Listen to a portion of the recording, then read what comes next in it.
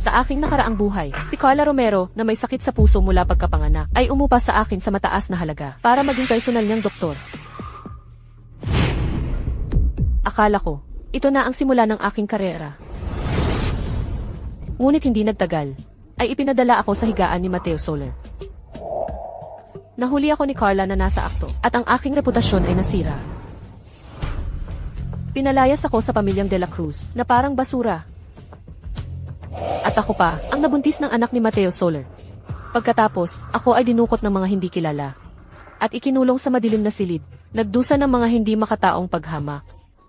Hanggang sa araw ng panganganak, nakita ko ang tunay na may sala sa lahat ng ito. Pakiusap. Bitawan mo ang anak ko. Kakapanganak lang. Wala siyang alam. Sino sa tingin mo ang nagpanatili sa iyo dito na may masarap na pagkain at inumin, at nagpahintulot sa iyong mga anak ng walang problema? Nakakalungkot. Ang batang ito ay magiging akin simula ngayon. At higit pa rito, ikaw lamang ang taong 100% tugma sa aking puso. Hindi lang ang anak mo ang gusto ko, pati na rin ang puso mo. Ha ha, Carla. Mas gugustuhin ko pang mamatay kaysa hayaan kang magtagumpay. Dahil binigyan ako ng langit ng pagkakataong mabuhay muli, hindi ko hahayaang magtagumpay siya. Aagawin ko ang lahat ng kanyang pinahahalagahan, at babaguhin ko ang aking malungkot na kapalaran. Carla, para magkaanak kay Mateo, binaliwala mo ang kanyang sakit sa puso, at araw-araw mong hinahanap ang paraan para akitin siya. Sa nakaraang buhay ko, sa ganitong yugto, si Mateo ay nagagawa na ni Carla, na parang asong nag-iinit. Hindi makapaglabas. Doktora Reyes. Doktora Reyes. Pero Carla, sa buhay na ito, hindi ko hahayaang magtagumpay ka. Bakit palala ng palala ang init?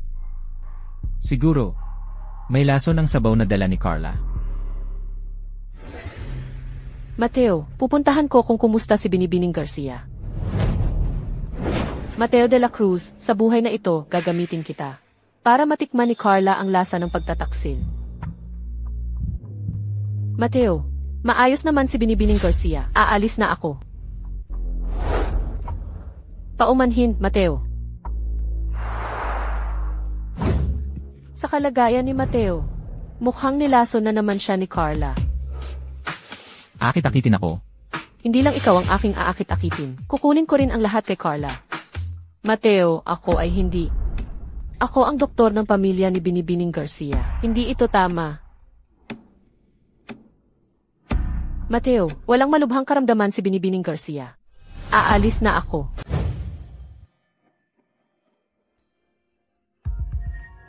Tigil. Ang nangyari ngayong gabi.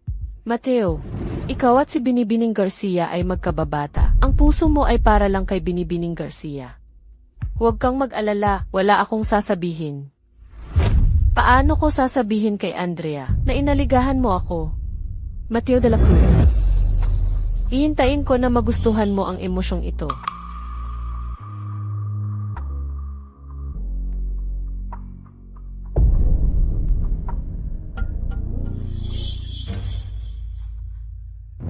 May tao ba? May tao. Bakit walang tumatawag sa akin? Binibini.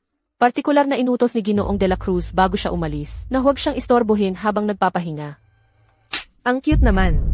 Alam ko naman na nagmamalasakit si Mateo sa akin. Pero ngayon, kaarawan ng matandang hakluban na iyon, hindi na niya ako gusto. Kung mahuli ako, siguradong magdadahilan na naman siya.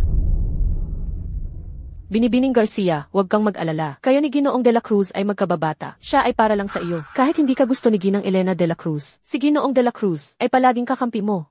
Nakakalungkot na mayroon kang sakit sa puso mula pagkapanganak. Hindi ako makakapagbigay ng anak kay Mateo. Hindi ko man lang siya makasama sa kama. Kagabi, nilagyan ko ng mga sangkap na nagpapatibay ang sabaw. Malapit na sanang dumating ang tamang panahon, at muling nag-collapse ang inutil na katawan na ito, pagkatapos kong mag-collapse kahapon. Ikaw ba ang dumating? Hiniling sa akin ni Ginoong De La Cruz na suriin ka. Pagkatapos magreseta, umalis na ako.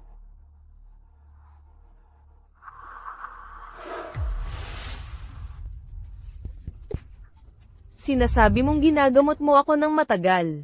Bakit hindi gumagaling ang katawan ko? May masama ka bang balak kay Mateo? At sinasadya mong hindi ako gamutin? Binibining Garcia, wala akong ganyang intensyon. Kawawa ka naman, nagtatangka ka pang makipagtalo. Nakita ko ang lahat kahapon. Binibining Romero, tinanggap mo po ako noon. At dahil doon nakapagtrabaho ako sa pamilyang De La Cruz, ang iyong dakilang kabutihan sa akin ay hindi ko malilimutan habang buhay. Paano ko magkakaroon ng mga hindi naaangkop na kaisipan?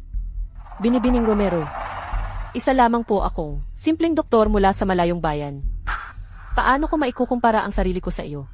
Isang binibini mula sa napakayamang pamilya? Binibining Romero, huwag po kayong mag-alala. Pagagalingin ko ang inyong sakit. Kahit papaano, masunurin ka. Habang kinikilala mo ang iyong lugar, at pinapagaling mo ang sakit ko, hindi ka magkukulang sa pera. Tama, magbigay ng isa para sa mabuti at isa para sa masama. Nakakalungkot, Carla. Ako ay mapaghiganti. Salamat, Binibining Romero. Sisiguraduhin kong aalagaan ko po kayo ng mabuti. Umalis ka na. Kapag tapos ka na, samahan mo ako sa mansyon ng mga De La Cruz.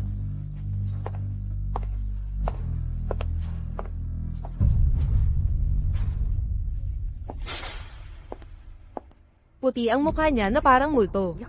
Mukhang nagkasakit na naman siya. Ang pamilyang De La Cruz ay may isang anak lamang, si Mateo. Hindi po natin maaaring hayaan na dahil kay Carla, isang sakitin, mawala ang lahi ng mga De La Cruz. Kung hindi po kayo maganda ang pakiramdam, lumabas ka ng kaunti. Lagi kang may kasamang doktor. Na parang ayaw mong malaman ng sinuman, na gusto ni Mateo, ang isang sakitin. Ginang De La Cruz, ako ay hindi. Ginang De La Cruz. Ang Binibining Romero ay palaging nasa aktibong paggamot. Kung makakahanap po tayo ng angkop na transplant ng puso, tiyak na gagaling siya. Nais din po ng Binibining Romero na gumaling agad para makasal siya sa Ginoong De La Cruz at magkaroon ng sariling mga anak. Anong kawalan ng respeto? Kawawa ka naman. Ginawa mo ba ito ng sadya, di ba? Ginang De La Cruz, hindi naiintindihan ni Elena ang mga patakaran. Pagbalik natin, ako na ang bahala sa kanya. Ang tinutukoy ko ay ikaw. Bilang binibini ng pamilyang Garcia, wala kang alam gawin. Ang alam mo lang ay umiyak buong araw, at sundan si Mateo. Nasaan ang kilos ng isang binibini mula sa mabuting pamilya?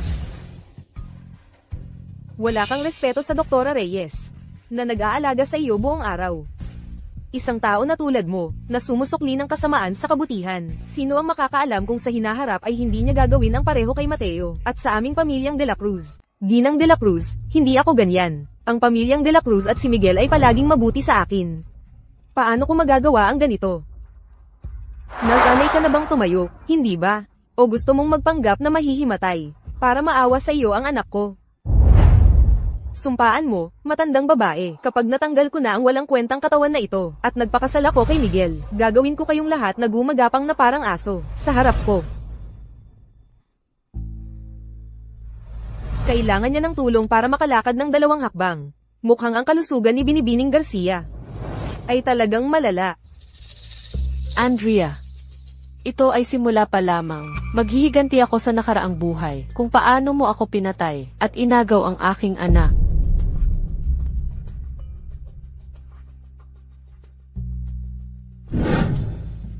Andrea, bumalik na ako. Miguel. Bumalik ka na, Miguel. Ngayon ay pumunta ako para ipagdiwang ang kaarawan ni Ginang De La Cruz. Pero mukhang hindi pa rin niya ako gusto. Ikinalulungkot ko na nagkaroon ka ng masamang karanasan. Dahil sa akin, sinusubukan mong pasayahin ang nanay ko sa lahat ng bagay. Para maging asawa mo. Sulit ang maliit na hirap na ito. Andrea. Hindi kaya ng katawan mo ito ngayon? Miguel, napakaraming taon na tayong magkasama. Dahil sa akin, palagi kang sumasang-ayon sa lahat. Ngayon, isang halik lang. Walang problema.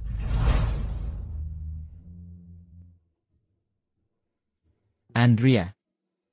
Ayokong sa isang sandali ng pagnanasa, mailagay natin sa panganib. Ang pinakamahalaga, ang iyong kalusugan. Okay ba? Maging mabuti ka. Magpahinga ka muna. Ako na ang magtatrabaho. Binibining Garcia. Mainit ang iyong gatas. Ang babaeng ito ay hindi mukhang doktor. Mas mukha siyang isang inosenteng estudyante sa universidad. Sampa ang kawawa. Kapag nakuha ko na ang puso mo, bibigyan kita ng 8 o 10 lalaki para pagbigyan ang iyong pagnanasa. Bakit tila nalilito si Miguel? Wala.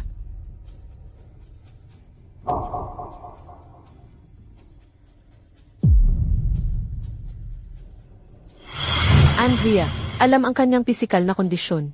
Naglakas loob pa rin siyang lagyan ng droga. Ang gatas ni Miguel de la Cruz. Mukhang hindi ka pa nagagalaw ni Miguel de la Cruz. At desperada ka na.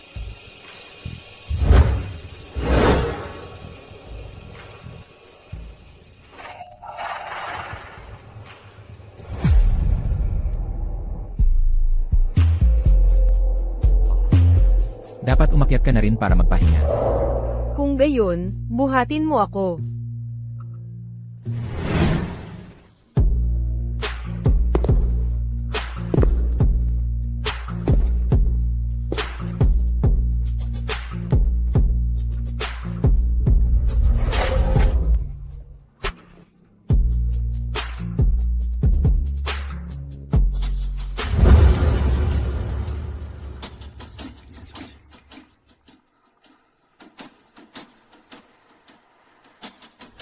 Alam ni Miguel de la Cruz na hindi kaya ni Andrea, kaya hindi niya ito gagawin.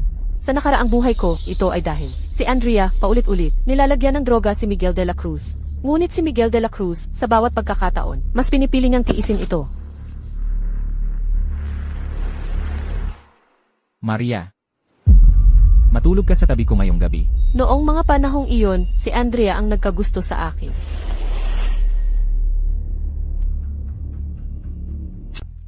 Miguel, hindi mo pwede. Ang nangyari kagabi, pwede mong baliwalain na lang. Binigyan ako ng pagkakataon ni Binibining Andrea.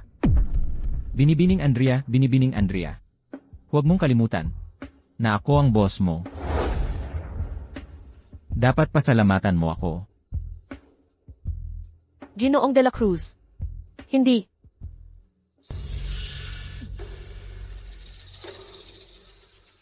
Kung ayaw mo, umalis ka na ngayon din. Miguel, sa tingin ko ay nalasing ka. Pwede kang gumamit ng malamig na tubig para magpalamig.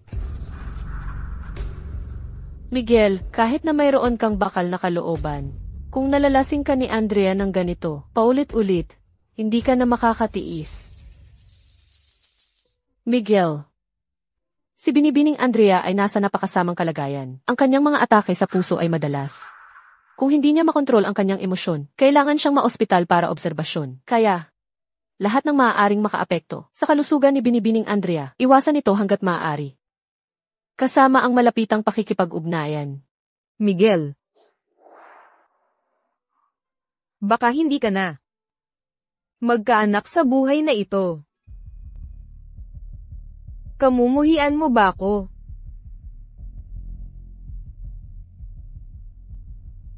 Hindi ko gagawin. Mukhang sa ngayon ay wala akong magagawa sa kanya. Ang ahas na si Maria. Kailangan ko ng anak mula kay Miguel para sumuko ang matandang mangkukulam. Ano? Kahit gumaling pa si Andrea, posible na hindi siya magkaanak. Opo, Ginang, narinig ko mismo sa aking mga tainga. Sinabi ng doktor sa binata, hindi maaaring magkamali. Bukod pa rito, si Binibining Garcia. Hinikayat ang binata na sabihin gusto niya. Magsalita ka. Gusto kong makita kung ano pa ang kaya niyang gawin. Sinabi niya na kung hindi siya magkakaanak, dapat mag-ampon ang binata. Sumpaan mo. Ihanda ang kotse. Ako na mismo ang magtatanong sa kanya.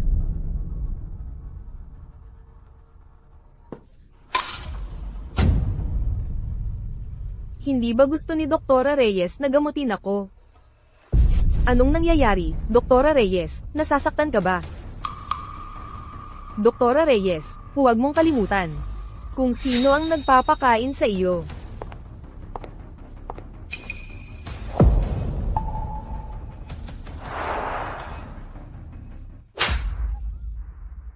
Bakit ang daming arte? Pinayagan ko na kayo ni Miguel ay magkasama nang hindi kasal. Dapat kang magpasalamat. Pero hindi, lumalabas na. Gusto mong mawalan ng lahi ang pamilyang De La Cruz. Ginang De La Cruz, ako ay hindi. Tumahimik ka. Sinabi ko na sa iyo ng maayos. Noon pa. Kung talagang mahal mo si Miguel, hindi mo siya pwedeng iwanan ng walang anak. Pero sino ang mag-aakala na hindi lang pinansin mo ang aking mga salita? Kundi gusto mo rin na mag-ampon siya ng bata para sa iyo. Andrea, babalaan kita. Kung magkakaroon pa ng susunod na pagkakataon, huwag mo akong sisihin kung hindi ko igagalang ang iyong pamilya, ang mga Garcia, ako mismo.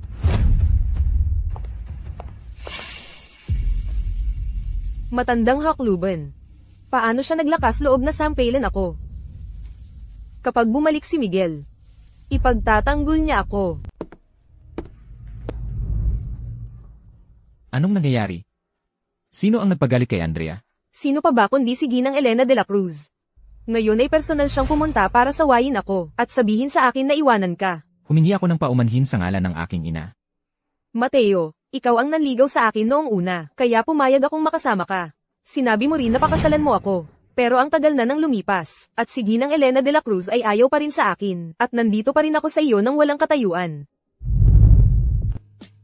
CJ, kakausapin ko ang aking ina para linawin ang mga bagay. Ang kasal. Maaari mo nang simulan ang paghahanda nito ngayon. Mateo, alam kong mahal mo pa rin ako. Na ako pa rin ang pinakamahalaga sa iyo.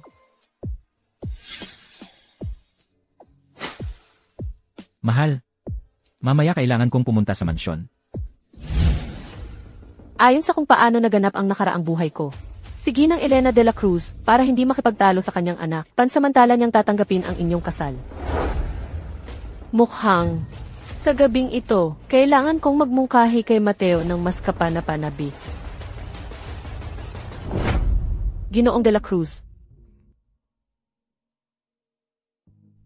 Narito ako para ibigay ang inyong gamot.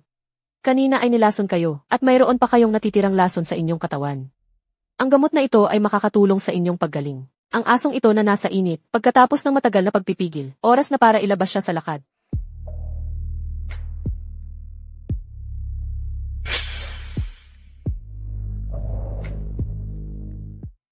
Gumaling mula sa ano? O sa tingin mo ba? Hindi ako sapat.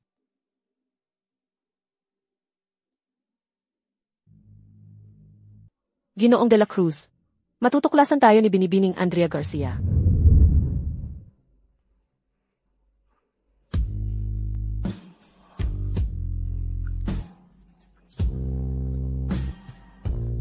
Mateo, sasama ako sa iyo. Miguel, sasama ako sa iyo.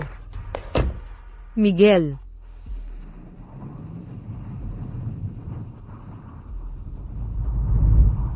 Ginoong de la Cruz, muntik na tayong mahuli. Kung hindi lang sa kotse. Gusto mo bang pumunta sa ibang lugar?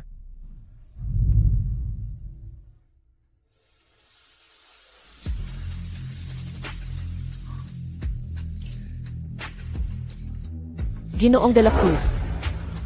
Anong nangyayari? Ayaw mo na ba? Hindi ito ang tamang oras.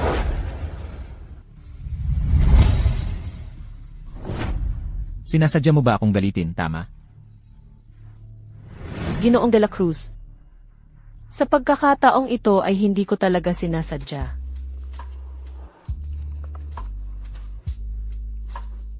Sa susunod, hindi na ganoon kadali ang pagtakas. Hindi ko alam kung ano ang ibinigay ni Andrea kay Miguel, o kung ano ang ginawa niya para gayumahin siya, na dahil sa kanya, ay nakikipag-away siya sa akin, sa sarili niyang ina. Ginang. Ginang, hindi ninyo pwedeng sisihin ang binatang dahil sa kasalanan ni Binibining Garcia. Sa ganoong paraan ay lalo lang lalalim ang agwat. Sa pagitan ninyo at ng inyong anak, mas mabuti kung umatras muna kayo sa ngayon para malaman ng binatang na handa kayong magparaya para sa kanya. Tama ka. Kaya, hayaan siyang makipag-ugnayan muna sa babaeng iyon para makalusot. Andrea, ano ang ipinahihiwatig mo? Nagbibigay ba ako sa iyo ng malas? Bakit sa tuwing nakikita mo ako, ay ganyan ang mukha mo, na parang mamamatay na? Hindi po ganoon, Ginang Elena de la Cruz. Bumalik po si Ginoong de la Cruz kagabi at nang malaman ang inyong pagtatalo kay Binibining Garcia, sinabi niyang pupunta siya para bisitahin kayo. Si Binibining Garcia, sa takot na makipagtalo si Ginoong de la Cruz sa inyo, ay sinubukan siyang pigilan. Ngunit hindi niya naabutan si Ginoong de la Cruz at sa halip nilamig siya at nilagnat ng mataas.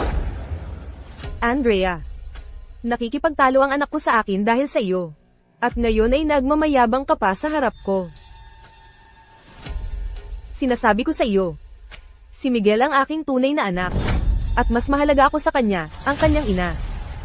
Huwag na huwag mong iisipin na magpakasal sa kanya.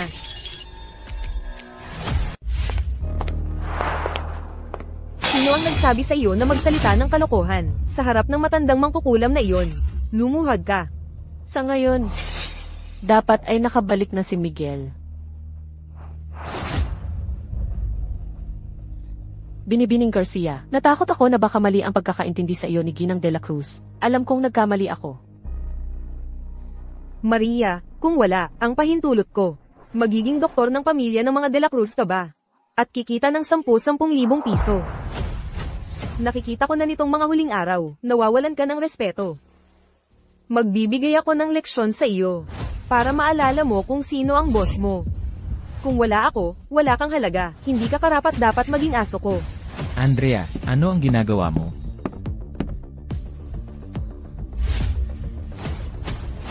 Kawawa naman. Sa harap ko, naglalakas loob ka bang manukso? Kay Miguel, sisirain kita. Sinisira mo ba ang kamay ni Dr. Reyes? Ano sa tingin mo, Miguel? Gusto ko lang sanang tanungin si Dr. Reyes kung bakit ang sakit ko, pagkatapos ng matagal na panahon, ay hindi gumagaling. Pero siya, sa pagka-nervyos niya, nahulog siya mag-isa. At sino ang mag-aakala na nabasag niya ang tasa? At nasugatan ang kamay niya? Tama ba, Dr. Reyes?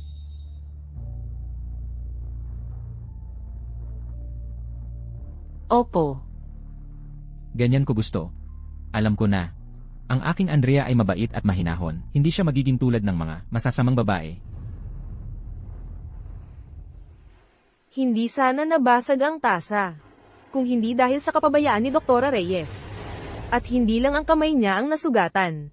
Pati ang akin ay namumula dahil sa paso. Miguel, sa tingin ko, hindi sinasadya ni Dr. Reyes ang ginawa niya. Huwag kang magalit.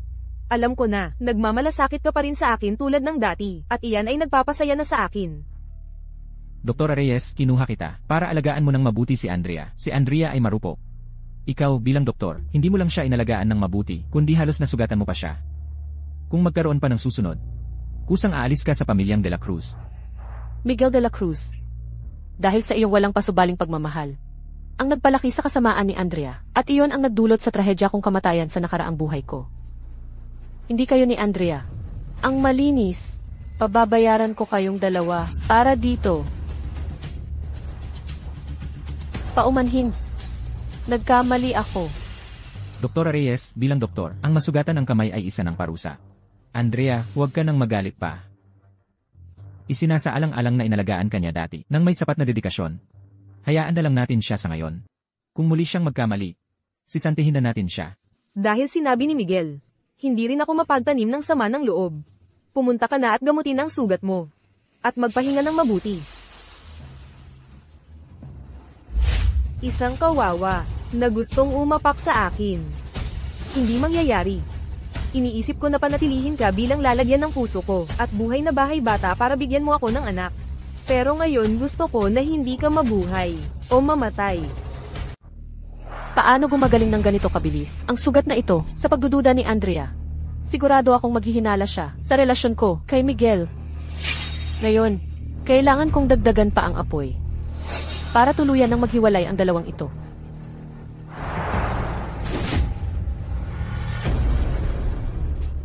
Miguel. Mas maayos na ako. Huwag mo akong tanggihan, pakiusap, okay? Andrea, kailangan mo nang magpahinga pa. Kaya natin yan. Si Andrea ang pinakamamahal ko. Bakit ayaw kong hawakan niya ako? Dahil ba kay Maria? Hindi mo pwedeng gawin yan. Hindi ko pwedeng isipin lang ang sarili kong kaligayahan. At kalimutan ang iyong kalusugan. Bumalik ka at magpahinga ng maayos. Ito na naman ang parehong dahilan. Miguel, ayaw mo ba akong hawakan? Dahil basa, kawawa naman na si Maria. Sige, aalis na ako.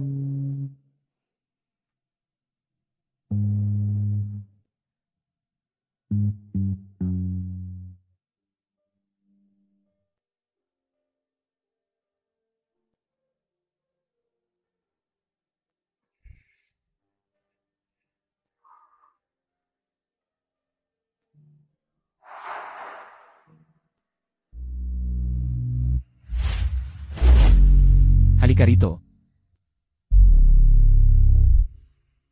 Ginoong de la Cruz. Masakit. Hayaan mong tingnan ko. Ginoong de la Cruz, mas mabuti kung hindi ninyo titingnan. Kasalanan ko ang lahat dahil hindi ko nagawang gamutin. Ang sakit ni Binibining Garcia. Bakit ka napakamasunurin at napakamaingat? Pero naalala ko na si Andrea ay karaniwang napakabukas palad. Paano nangyari na sa pagkakataong ito? Dahil sa isang maliit na bagay ay inatake ka niya? Kasalanan ko. Hindi ko inalagaan ng maayos si Binibining Garcia. Babalik ako at ibibigay ang aking sulat ng pagbibitiw. Ngayong gabi, pakiusap, huwag mo akong tanggihan, okay? Ginoong de la Cruz, hindi mo magagawa. Malalaman ni Andrea. Hindi niya ako mapapatawad. Kung hindi ka magsasalita at ako rin. Paano niya malalaman? Huwag kang mag-alala. Babayaran kita ng maayos. Ngunit, talagang mahal ka ni Binibining Garcia. At ikaw, siya lang ang nasa puso mo. Ngunit ngayon, ikaw lang ang mahalaga sa akin. Pagkatapos ng matagal na pangingisda, oras na para kagatin ng isda ang pain. Ngunit hindi pa ito sapat. Hindi ko pa siya pwedeng hayaang basta na lang magtagumpay. Paano ka nagkaroon ng ganito kalalang sugat? Ginoong de la Cruz, nasaktan ko ang aking kamay. Para sa anumang nais mong gawin, ito ay magiging abala sa iyo. Kaya, kung ipagpaumanhin mo, ako ay aalis na.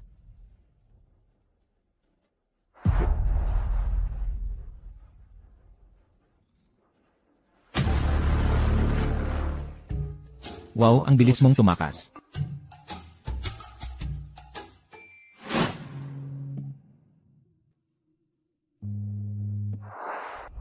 Binibining Garcia, gagawin ko ang isang pangunahing pagsusuri sa iyo.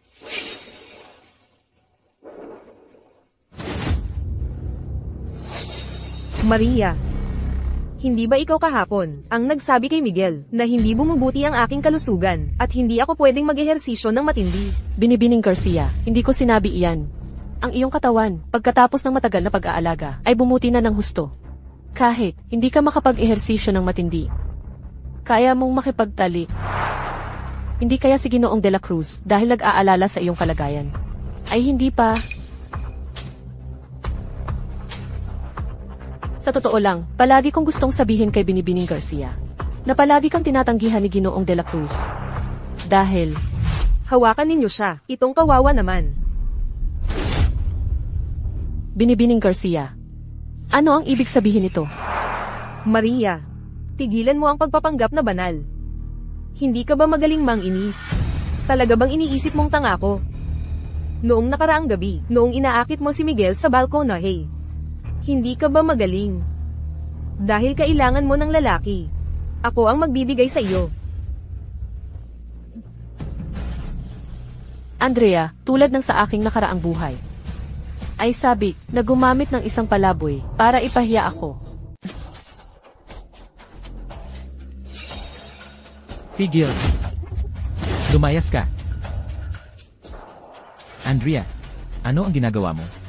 Miguel, bakit ka biglang umuwi mula sa opisina? Andrea, nagulat ka. Hindi inaasahan. Inihintay ko ang sandaling ito. Sa nakaraang buhay ko, naging tapat ako, at itinuring kitang tagapagbigay pabor. Ngunit ikaw, dahil lang, sinabi ni Miguel de la Cruz na may kakayahan ako, iniwan mo ako sa mga palaboy. Sa buhay na ito, sinasadya kong lalapakan ang iyong mga hangganan. Kung hindi ako dumating, hayaan mo bang abusuhin ka ng mga ganitong tao, Dr. Reyes? Miguel, mali ang iyong pagkakaintindi. Ako ay... Lang ano, kung hindi mo gusto si Dr. Reyes, pwede mo siyang tanggalin agad. Hindi kailangang abusuhin siya ng mga palaboy. Dati malambing at mabuti ka. Bakit ka naging ganito ngayon? Hindi ako. Hindi. Kahapon sinaktan mo siya at inimsulto. Ngayon minamaliit mo siya sa harap ng mga palaboy. Ito lang ang nakita ko. Ano pa ang nasa likod mo? Miguel, talaga bang dahil sa isang estranghera, magdududa ka sa akin? Andrea, masakit ba? Masakit ba na ang taong mahal mo ay nagdududa sa iyo? Masakit ba? Ngunit lahat ng ito ay hindi maihahambing sa paghihirap na idinulot mo sa akin sa nakaraang buhay ko. Hindi ako nagdududa sa iyo. Ako lang. Iniisip mong may puso akong ahas. O na ako ay isang masamang tao. Nang magsimula tayo, puno ka ng matatamis na salita. At tinatrito mo ako na parang kayamanan. Ngayong magkasama na tayo, nagsawa ka na ba sa akin? Naaalala mo ang sinabi mo sa akin noong nanligaw ka sa akin.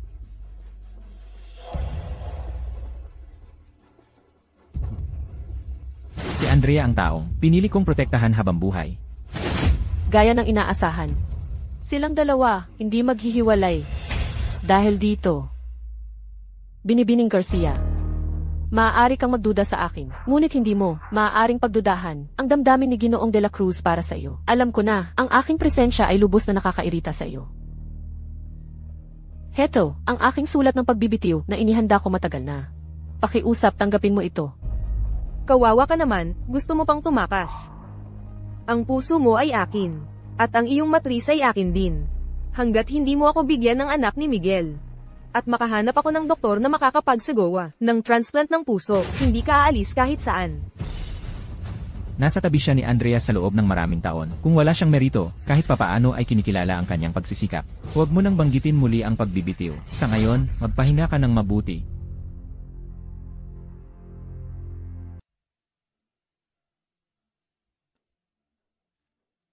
Ana, saan ka nagmamadali? Ngayong araw, umuwi ang Binibining Garcia, at espesyal niyang ipinagbilin, na si Ginoong de la Cruz ay nagtatrabaho ng husto sa pamamahala ng kumpanya, at maghanda kami ng ilang ton-iko para sa kanya. Bumabalik si Andrea bawat buwan. Para lang maghanap ng doktor na makakapag-transplant ng puso. Ayon sa timeline ng nakaraang buhay ko, malapit na niya itong mahanap. Sa panahong iyon, hindi ko na mababago ang malungkot na katapusan ng nakaraang buhay ko. Kailangan kong kumilos agad. Ana, ako ay isang doktor. Alam na alam ko ang mga gamot na sabaw na ito. Dati, sa tingin ko nabanggit ni Ginoong de la Cruz minsan na ang mga gamot na sabaw ay may matapang na lasa at hindi niya ito gusto. Bakit hindi mo ibigay itong mabangong sachet? Dapat itong magpakalma at magpalusog sa kanyang katawan. Sige po.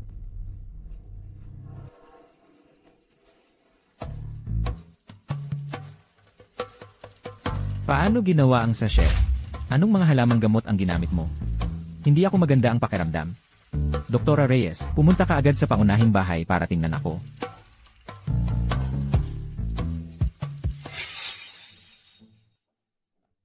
Gusto pa rin niyang gamitin ang mga panlilinlang na ito para linlangin ako at pumunta sa pangunahing bahay. Makikita mo, lintik na walang hiya. Mayroon siyang tapang.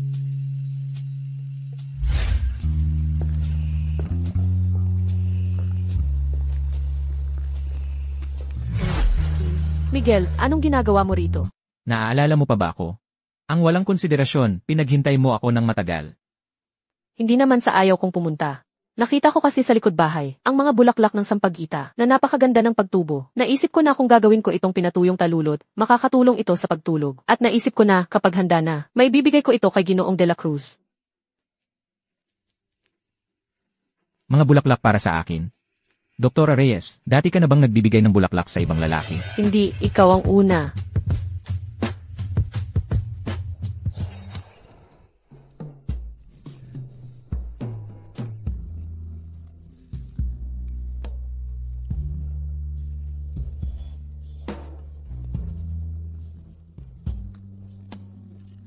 Kung siya ay magiging asawa ko, perpekto na. Paano ko magkakaroon ng ganitong damdamin para sa doktor ni Andrea? Ito ay magiging isang malaking pagtataksil kay Andrea. Ginoong de la Cruz. Ayos ka lang ba? Nararamdaman mo ba ang anumang discomfort? Maghahanap ako ng posisyon para sa'yo sa isang pribadong ospital. Mas mabuti pang umalis ka na agad. Huwag na tayong magkita pa. Lintik na walang hiya. Huli na para magpanggap na romantiko ngayon. Dahil, ikaw din ay sabi na paalisin ako. Susundin kita. CJ, magtatrabaho na ako bukas. Hindi kaya siya nakakaramdam ng kahit ano para sa akin.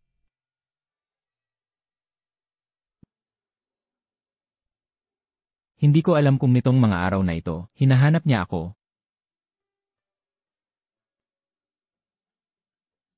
Ako ang humiling na umalis siya. At ngayon tatawagan ko siya ulit.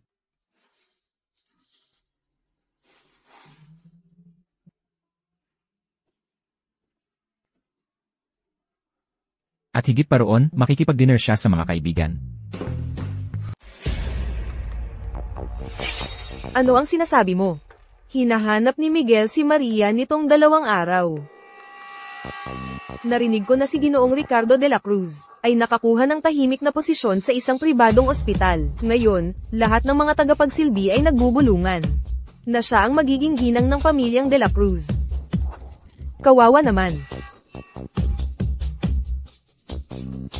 Pumunta ka at sabihin mo kay Maria na hindi maganda ang pakiramdam ng puso ko, na magpagapang siya pabalik ngayon din. Binibini, si Ginoong de la Cruz ay galit pa rin sa nangyari kanina. Kung may mangyari kay Doktora Reyes. Binibini. Hindi mo maaaring hayaan na ang isang doktor ay makaapekto sa relasyon mo kay Ginoong de la Cruz. Tama ka. Hindi ko maaaring hayaan na ang isang kawawa ay sirain ang relasyon ko kay Miguel. Ngunit ang kanyang pag-iral ay palaging magiging banta. Sa loob ng 2 araw ang kaarawan ni Miguel. Siguradong darating si Laura. Hindi ba doktor si Maria, maghanda siya ng 2 gamot na sabaw pa? Kung may mangyari kay Ginang Elena de la Cruz sa handaan. Mahal na mahal ni Miguel ang kanyang ina, siguradong hindi niya patatawarin ang sino mang mananakit sa kanyang ina. Pumunta ka at sabihin mo kay Maria na hindi ko inaprobahan ang iyong pagbibitiw. Bukas gusto ko siyang makita sa mansyon ng mga de la Cruz.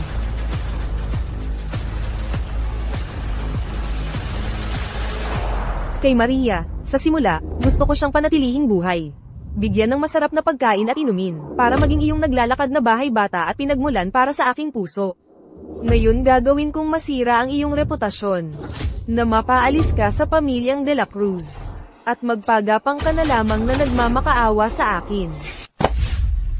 Si Binibining Garcia ay napakaheneroso, sa paghingi na bumalik ako, mas mabuti kung maging makatwiran siya. Sa pagkakataong ito, hindi nagprotesta si Andrea. Sa akin kay Miguel de la Cruz. Mayroon kaya siyang ibang alas sa manggas? Ito ang inihandang menu para sa birthday dinner ng Ginoo. Maaari mo bang tingnan kung may problema? Ang mga bagay na ito ay masyadong karaniwan. Sawa na kami sa mga ito. Hindi ka ba maaaring maging mas orihinal? Bukas darating din ang ginang. At ikaw ang magprepresenta nito. Doktora Reyes. Marami kang ideya. Bakit hindi mo kami bigyan ng suhestyon? Ang kaarawan. Halos makalimutan ko, sa nakaraang buhay ko, si Andrea ay naglagay ng patibong sa akin. Sa birthday party, nilagyan niya ako ng gamot para aksidenteng magkasama kami ni Miguel de la Cruz. Pagkatapos, sinisi niya ako sa gamot, ibinintang sa akin, na naging dahilan para mapaalis ako. Pagkatapos, nahuli ako ni Andrea, sa madilim na silid. Magugustuhan ng ginang ang gamot na sabaw. Maganda ito para sa kagandahan, at para sa kalusugan. Ngunit ang gamot na sabaw na ito ay hindi para sa lahat. Andrea, sa buhay na ito, hindi ako mahuhulog sa iyong patibong. Hindi ko gagawin ang parehong pagkakamali. Pinaglaruan ko si Mateo Soler nitong mga panahong ito. Oras na para isara ang lambat. Sa birthday party, kakailanganin ko pa rin ang iyong tulong.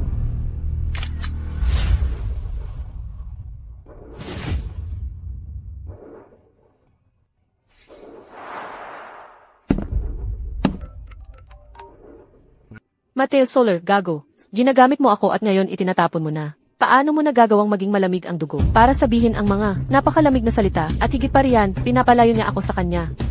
Isang lintik na walang hiya, wala kang silbi kundi tumingin. Elena, kumusta ka? Hindi ko alam na darating kayo, aalis na ako ngayon din. Bakit ka tumatakas?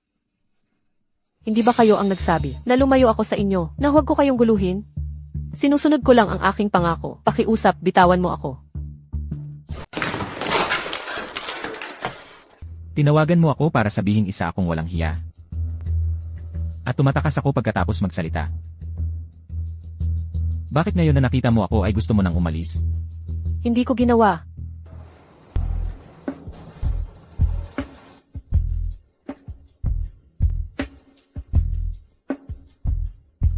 Mapanlin lang ka.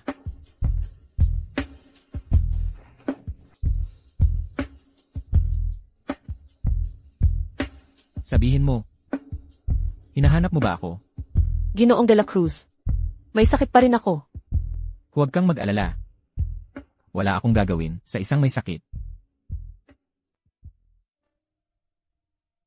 Malamig na malamig ang iyong mga kamay. Masama pa rin ang pakiramdam mo.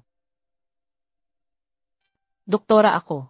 Ang maliit na sipon na ito ay walang halaga. Pero ikaw, Miguel, dapat lumayo ka sa akin para hindi ka mahawa. Talagang gusto kita.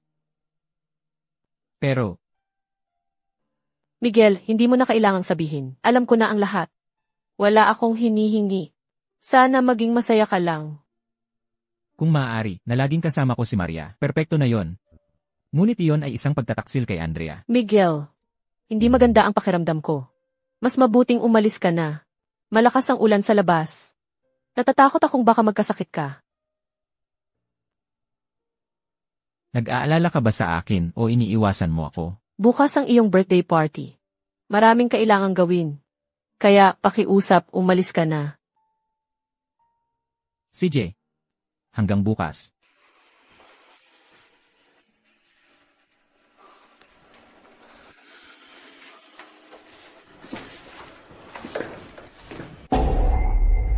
Bukas, sa birthday party. Ang palabas ay malapit nang magsimula. Miguel de la Cruz. Huwag mo akong bibigin.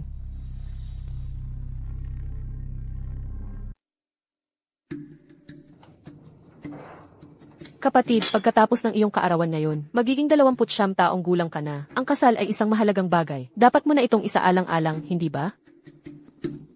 Ginoong at Ginang de la Cruz, ngayon ang kaarawan ni Mateo, espesyal kong inutos sa kusina, na maghanda ng masarap na hapunan para sa lahat.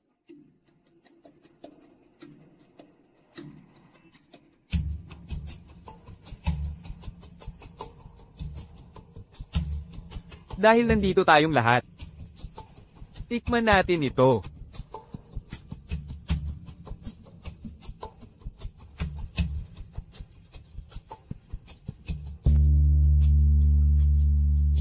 Ang gamot na sabaw na ito ay napakasarap. Mukhang si Andrea ay napakagaling mag-alaga kay Mateo. Hanggat nagugustuhan ninyo, Ginoong at Ginang de la Cruz. Ang gamot na sabaw na ito, okay lang, oo. Ngunit sa huli, ito ay gamot. Si Binibining Garcia ay umiinom ng gamot buong taon, kaya sanay na ang kanyang katawan at walang nangyayari sa kanya. Ngunit hindi kami. Kaya mas mabuti pang mag-ingat tayo. Tama si Ginang de la Cruz. Hindi ko pa ito lubos na naisip. Sabihin mo sa kusina na ilabas ang mga inihandang inumin.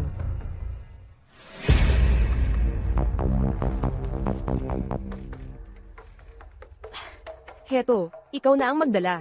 Mas mabuting inumin na ito ngayon.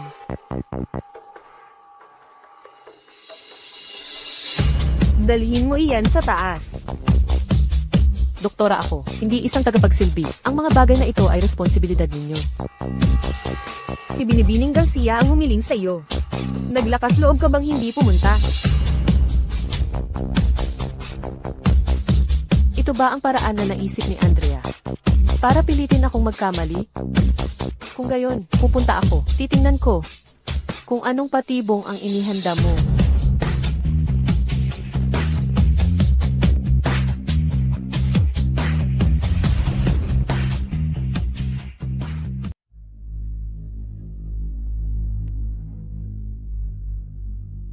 Maria, kapag ikaw, ang aking kawawa naman, ay pinaalis ngayon sa mansyon ng mga De La Cruz, ikukulong kita, at pahihirapan ng husto.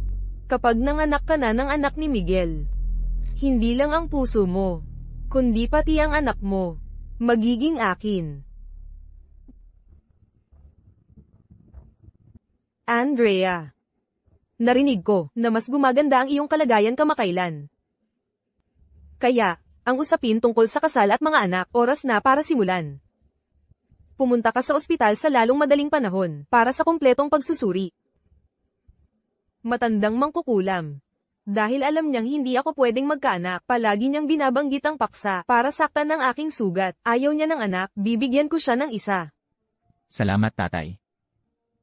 Sa isang sandali, si Miguel ay malalasing. Dadadalan ko si Maria sa kanyang silid. Pagkatapos nilang dalawa, alam mo na, gagamitin ko sina Laura at Ginoong Ricardo de la Cruz para paalisin siya sa pamilyang de la Cruz. Kung bibilangin ang oras, ang epekto ng droga ay dapat nagkakaroon na.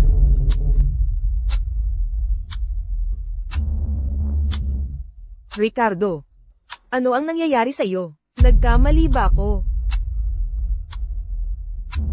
Tatay, ayos ka lang ba? Ginoong de la Cruz, ano ang nangyayari sa iyo? Baka may naglagay ng kung ano, sa inumin na ito. Ang inumin ito ay dinala ni Maria. Maria, sabihin mo, ano ang inilagay mo dito? Hindi, wala akong inilagay. Basta, ano? maaari akong magpatotoo. Doktora Reyes. Sa katunayan, nakalimutan niyang ilagay ang karaniwan niyong idinadagdag. Ngayon na mayroon tayong mga saksi at ebidensya, ano pa ang kailangan mong ipaliwanag? Sa tingin ko ay hindi ka karapat dapat maging doktor, ngayon din ay sisantihin kita. Walang anumang dahilan si Maria para lasunin ang aking ama, kahit na nagkamali siya ng gamot, at gusto niya akong lasunin. Impossible yon. Sa pagitan natin, ay may iba nang nangyari. Manahimik kayong lahat. Doktora Reyes, halika at suriin muna ang aking ama. Miguel. Andrea, hindi mo ba kayang makita kaming maayos? Ang marurumi mong panlilinlang. Huwag mong isipin na hindi ko napapansin. Kawawa naman, napakabuti ninyong lahat. Lahat kayo laban sa akin. Kung hindi dahil sa kapangyarihan ng pamilyang De La Cruz, sa tingin mo ba ay tahimik ko itong titiisin? Ginoo at Ginang de la Cruz. Totoo na may inilagay ako sa inumin. Tingnan mo, siya mismo ang umamin. Ngunit, ito ay nakakabuti sa kalusugan. Kung gayon, paano? Paano na si Ginoong De La Cruz? Ricardo. Ayos ka lang ba? Oo. Hindi lang ako ayos, kundi mas gaman ang pakiramdam ko. Kahit na hindi mataas ang pinagmulan ng pamilya ni Maria, siya ay napaka-profesional, at isa pa ay doktor. Kung makapagpakasal siya kay Miguel, sigurado akong, bibigyan niya ang pamilyang De La Cruz ng isang malusog at matalinong anak. Tungkol naman kay Andrea. Binibining Garcia, ikaw at si Miguel ay hindi pa kasal. Hindi angkop na manatili ka pa rito. Bumalik ka sa bahay ng mga Garcia sa loob ng ilang araw.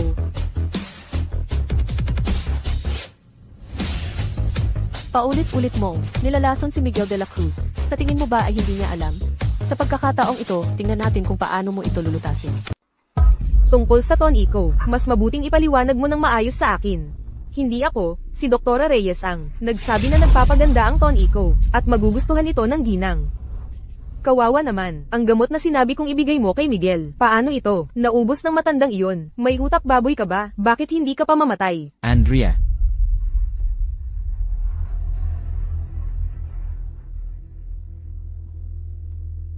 Ikaw, bilang magiging ginang ng pamilyang De La Cruz, paano ka nagiging napakawalang konsiderasyon?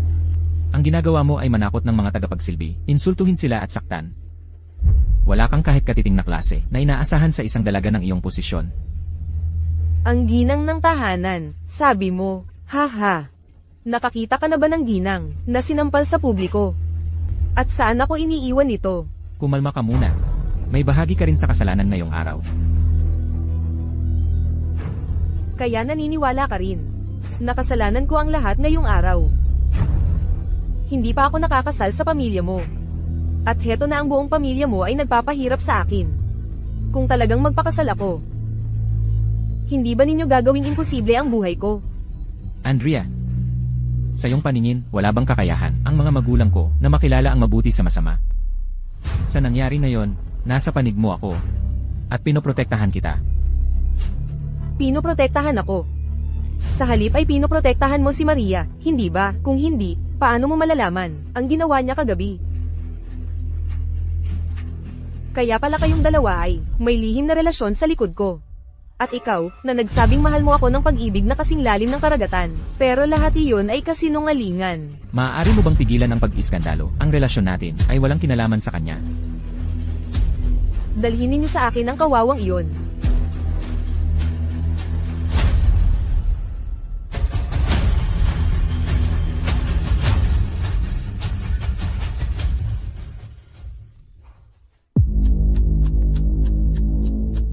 Ginoong de la Cruz.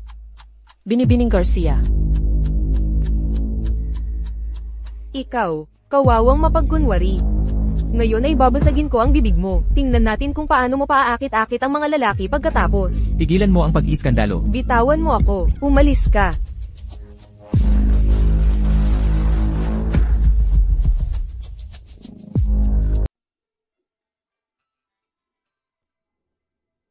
Hindi mo ba palaging iniisip na gusto ko si Maria?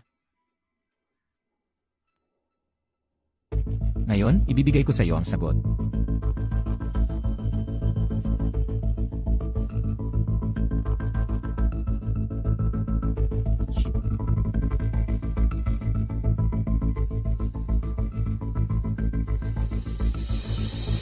Kawawa naman. Papatayin kita.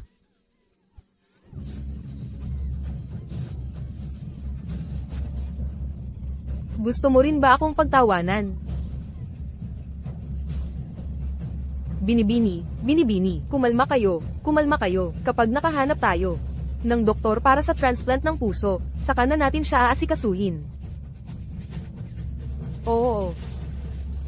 Tama ka. Gusto kong mabuhay siya. Mabuhay siya hanggang sa araw na buksan ang kanyang dibdib. Binibini. Hindi ba, matagal nang nag-ampon si Ginang Elena de la Cruz ng isang anak tila sa mga araw na ito, ay babalik siya mula sa ibang bansa. Sinasabi nilang gusto niya ang mga inosenteng babae. Kung makita niya si Maria, sigurado akong mai-inlove siya dito.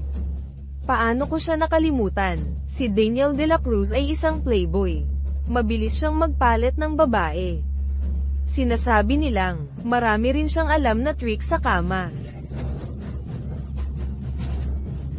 Kapag bumalik si Daniel de la Cruz, gusto ko siyang makita ng personal. Miguel, gusto kong makita mo mismo kung paano masisira ang iyong doktora.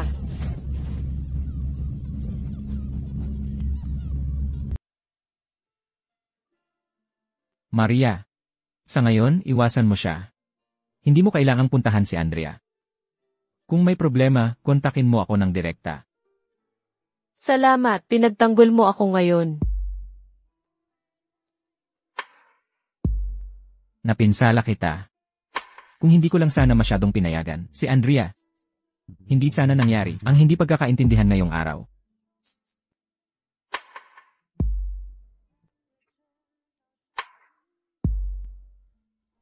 Miguel, mananatili ka ba dito ngayong gabi? Huli na.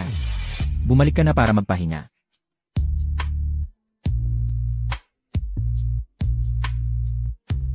Gusto kong siya ay mawala hakbang-hakbang lahat ng mga pinakamahalaga sa kanya.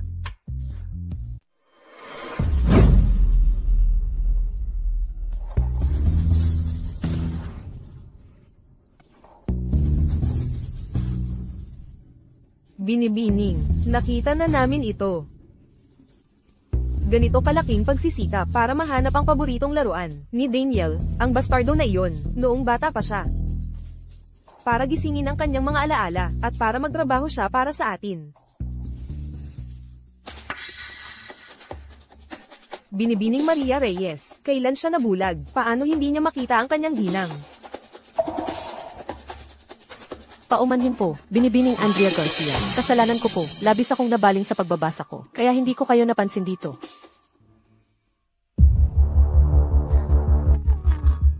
Binibining Maria Reyes, paano ka naglalakad nang hindi tumitingin sa dinadaanan mo? Nasira mo ang pinakamahalagang bagay ni Binatang Daniel. Gusto ko sanang bigyan ka ng maliit na sorpresa, pero sinira ito ni Maria. Ano ba yan, Andrea? Kung gusto ni Binibining Maria Reyes, makakakuha ako ng tunay. Ano naman ang mahalaga? Kasalanan ko po. Nagbabasa ako habang naglalakad at hindi ko tiningnan ang dinadaanan ko. Paumanhin po. Hindi ko alintana ang maliit na bagay na ito. Paumanhin po. Aalis na ako. Binibining Maria Reyes, maghintay po kayo. Binibining Maria Reyes, manatili po kayo sa akin. Hindi, kasama ang hipag ko. Bakit nagmamadali ka? Paumanhin po. May sipon ako. Sa ibang araw ako hihingi ng paumanhin kay Ginoong Ricardo de la Cruz. Aalis na ako. Napakawalang respeto. Ibalik niyo siya sa akin ngayon din. Hindi na kailangan, Andrea. Dahil hindi maganda ang pakiramdam ni Binibining Maria Reyes. Magpahinga na lang siya agad. Ano, nagkagusto ka ba sa kanya, Daniel? Andrea, kahit na nasa ibang bansa ako dati, ang mga bagay dito, malinaw sa akin. Ang relasyon niya at ang kapatid ko ay hindi ganoon ka-simple. Tapos, isa lang siyang doktor. Kung hindi sa aking pahintulot, wala siyang karapatan na magtrabaho sa pamilyang De La Cruz. Sa tingin mo ba magpapakasal ang kapatid mo sa ganyang babae o natatakot ka ba sa kuya mo? Kaya hindi ka naglalakas loob. Sa tingin mo ba natatakot ako?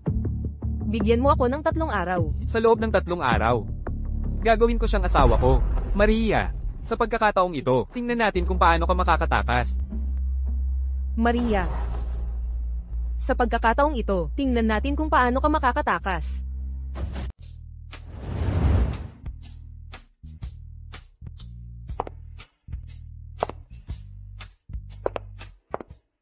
Pangulo, si Binibining Andrea ay tumawag upang sabihing naghanda na siya ng tanghalian. Gusto niyo na po bang bumalik?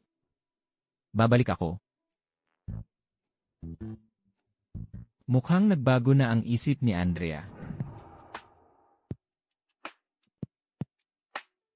Miguel, alam kong nagkamali ako. Hindi dapat ako naging mapaghinala. Alam ko, sa kaibuturan, ako ang pinakamamahal mo, di ba? Naman, Nako, iniisip ko kung bakit hindi ko makita si Miguel sa opisina. Nandito siya kasama si Andrea. Hindi ka masyadong profesional, Miguel. Hindi naman siguro sila magrereklamo kung may isang upuan pa, di ba? Ngayon, may nangyaring interesante. Nang bumalik si Daniel, nakita niya si Doktora Maria sa hardin. Si Daniel ay umibig kay Doktora Maria sa unang tingin. Oo. Andrea, si Doktora Maria ay maganda. Siya ang tipo ko. Miguel, hindi mo pa kasi siya nakikita. Mayroon siyang pambihirang presensya at imposibleng makalimutan. Kaya nagpa siya ako. Andrea, na gusto kong manatili dito ng ilang panahon. Para mas makilala pa si Doktora Maria. Ano sa tingin mo, Miguel? Kahit na isang babero si Daniel, sa huli ay pamilya pa rin siya. Magkakilala na kami habang buhay, at karapat dapat siya kay Doktora Reyes. Bakit hindi natin siya tawagan at tanungin? ang taong mahal ni Maria ay ako. Para sa akin lang ang kanyang mga mata. Ngunit hindi ko siya mabigyan ng katayuan. Hindi ko siya maaaring makasama. Hindi ko na maaaring sayangin pa ang kanyang oras, kahit na isang masamang tao si Daniel. Habang binabantayan ko siya, para kay Maria, ay magiging isang napakagandang opsyon para sa kanya. Ikaw ang magdesisyon. Magaling. Kung gayon, salamat sa iyo, hipag. Salamat, kapatid. Mateo, papakita ko sa iyo ng malinaw ang tunay na mukha ni Maria.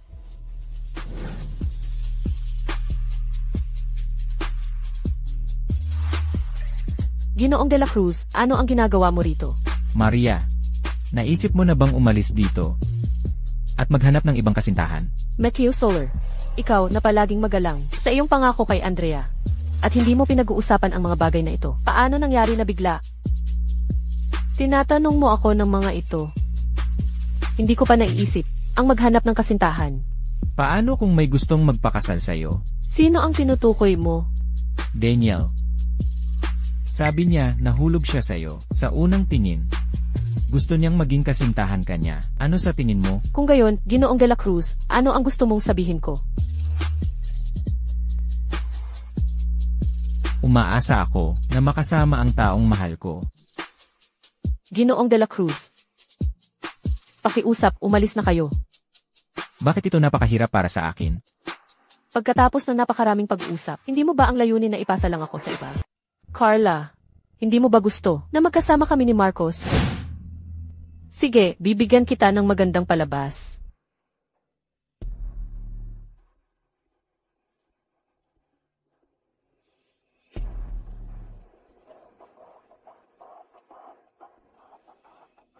Doktora Reyes. Matagal na rin. Hindi ka naman siguro naparito para hanapin ako, di ba? Nandoon ang kaibigan ko. Binatang Marcos, bitawan mo ako. Doktora Reyes, kung magiging kabit ka ng iba, mas mabuti pang manatili ka sa akin. Mas mabuti pa kaysa makasama ang tipak ng yelong iyan na si Mateo Soler. Bakit ko isusuko ang tagapagmana ng Grupo de la Cruz para kumapit sa iyo, isang simpleng anak na ampon lamang? Ngayon, sa mabuti man o sa masama, magiging akin ka. Marcos, bitawan mo ako. Gago, bitawan mo ako. Marcos, huwag mo akong hawakan. Gago, bitawan mo ako.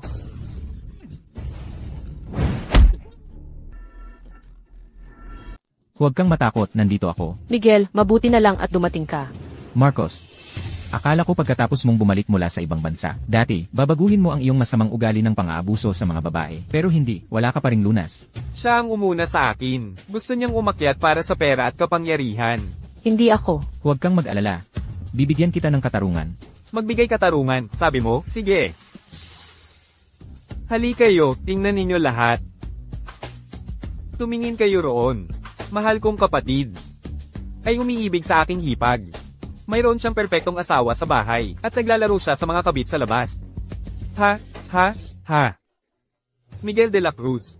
Kahit na ako ay mula sa pamilyang de la Cruz, ang mga ari-arian ng pamilyang de la Cruz ay bahagi rin sa akin. Sisirain ko ang iyong reputasyon, pababagsakin ko ang mga stocks ng de la Cruz. Hindi ako naniniwala na, kaya mong panatilihin ang iyong posisyon bilang presidente. Kung hindi mo na gusto ang aking hipag, bakit patuloy mo siyang niloloko? Oh, kapatid. Hindi kaya gusto mong maglaro sa dalawang panig? Ang Marcos na ito ay hindi kasing walang silbi ng sinasabi ng iba. Mukhang si Andrea ay naglalaro sa apoy.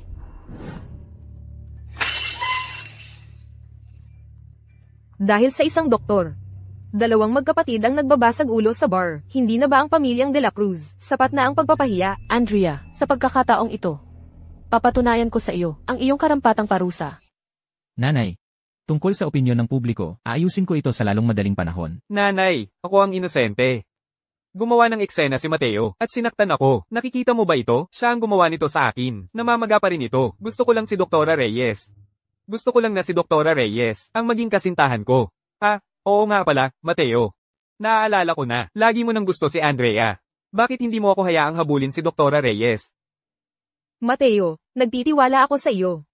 Huwag mong isipin na hindi ko alam ang ginawa ninyo sa likod ko. Sinaktan ka ng kuya mo at nararapat lang iyon. Paano mo nagawang maging marahas kay Doktora Reyes? Noong araw na yon, sobra lang ang inom ko. Bahagya ko lang siyang hinawakan. Walang hiya ka. Lumabas ka ngayon din at lumuhad. Nanay, ako. Hindi na balido ang mga salita ko. Tama ba? Kailangan mo bang hintayin na personal na bumalik ang iyong ama para parusahan ka? Hindi ito maaaring ilabas sa publiko. Kung mangyayari ito, malaki ang epekto sa reputasyon ng pamilyang de la Cruz. Kung bumagsak ang mga stocks ng pamilyang de la Cruz, hindi rin ito makikinabang sa akin. Sige. Aalis na ako. Ginang de la Cruz, kalma lang po kayo. Kalmayin ko. Paano ako kakalma? Wala sa inyo, kahit isa, ang nagbibigay sa akin ng pahinga, lalo na ikaw, Andrea. Si Doktora Reyes ay isang mahusay na doktor. Inaalagaan ka niya sa lahat ng oras na ito. At hindi ka pa rin magkaanak. Sa tingin ko ang iyong katawan ay, hindi na kaya. Ano ang ibig sabihin ng matandang hakluban na ito?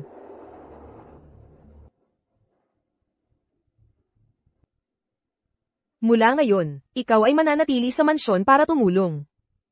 Ikaw din ay mananatili sa mansyon para pag-isipan ng mabuti tungkol sa nangyari ngayon. Kailangan ninyong magbigay ng paliwanag sa akin at sa iyong ama. Sampay ng matandang iyon. Paano siya naglakas loob, sa harap ko, na walang kahihiyang lumikha ng mga pagkakataon para sina Maria at Mateo, magkasama ng mag-isa. Ginang.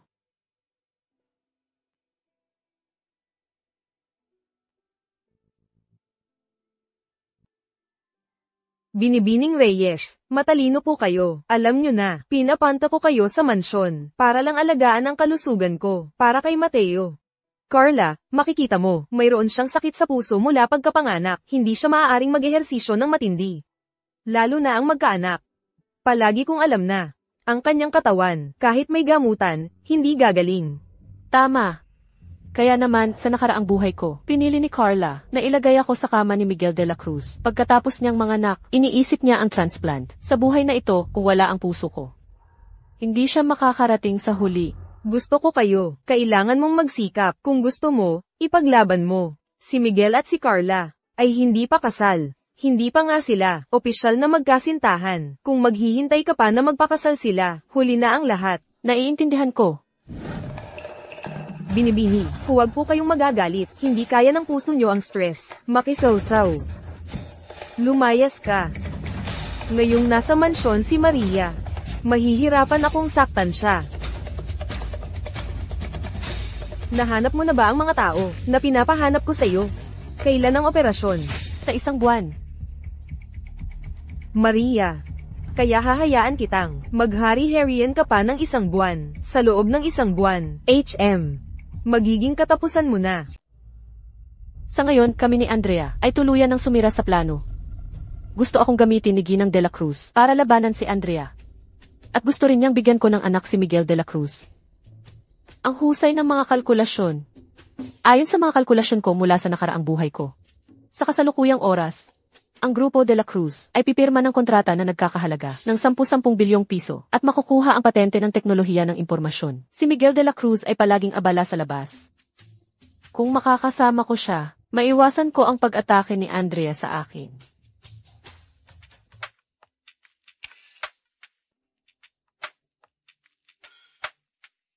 Miguel, paano ka nakapasok? Nakakatakot ang nangyari ngayon, di ba? Habang nandito si Ginoong de la Cruz, wala akong kinatatakutan. Ligtas ang mansyon. Magtatalaga ako ng mga tauhan.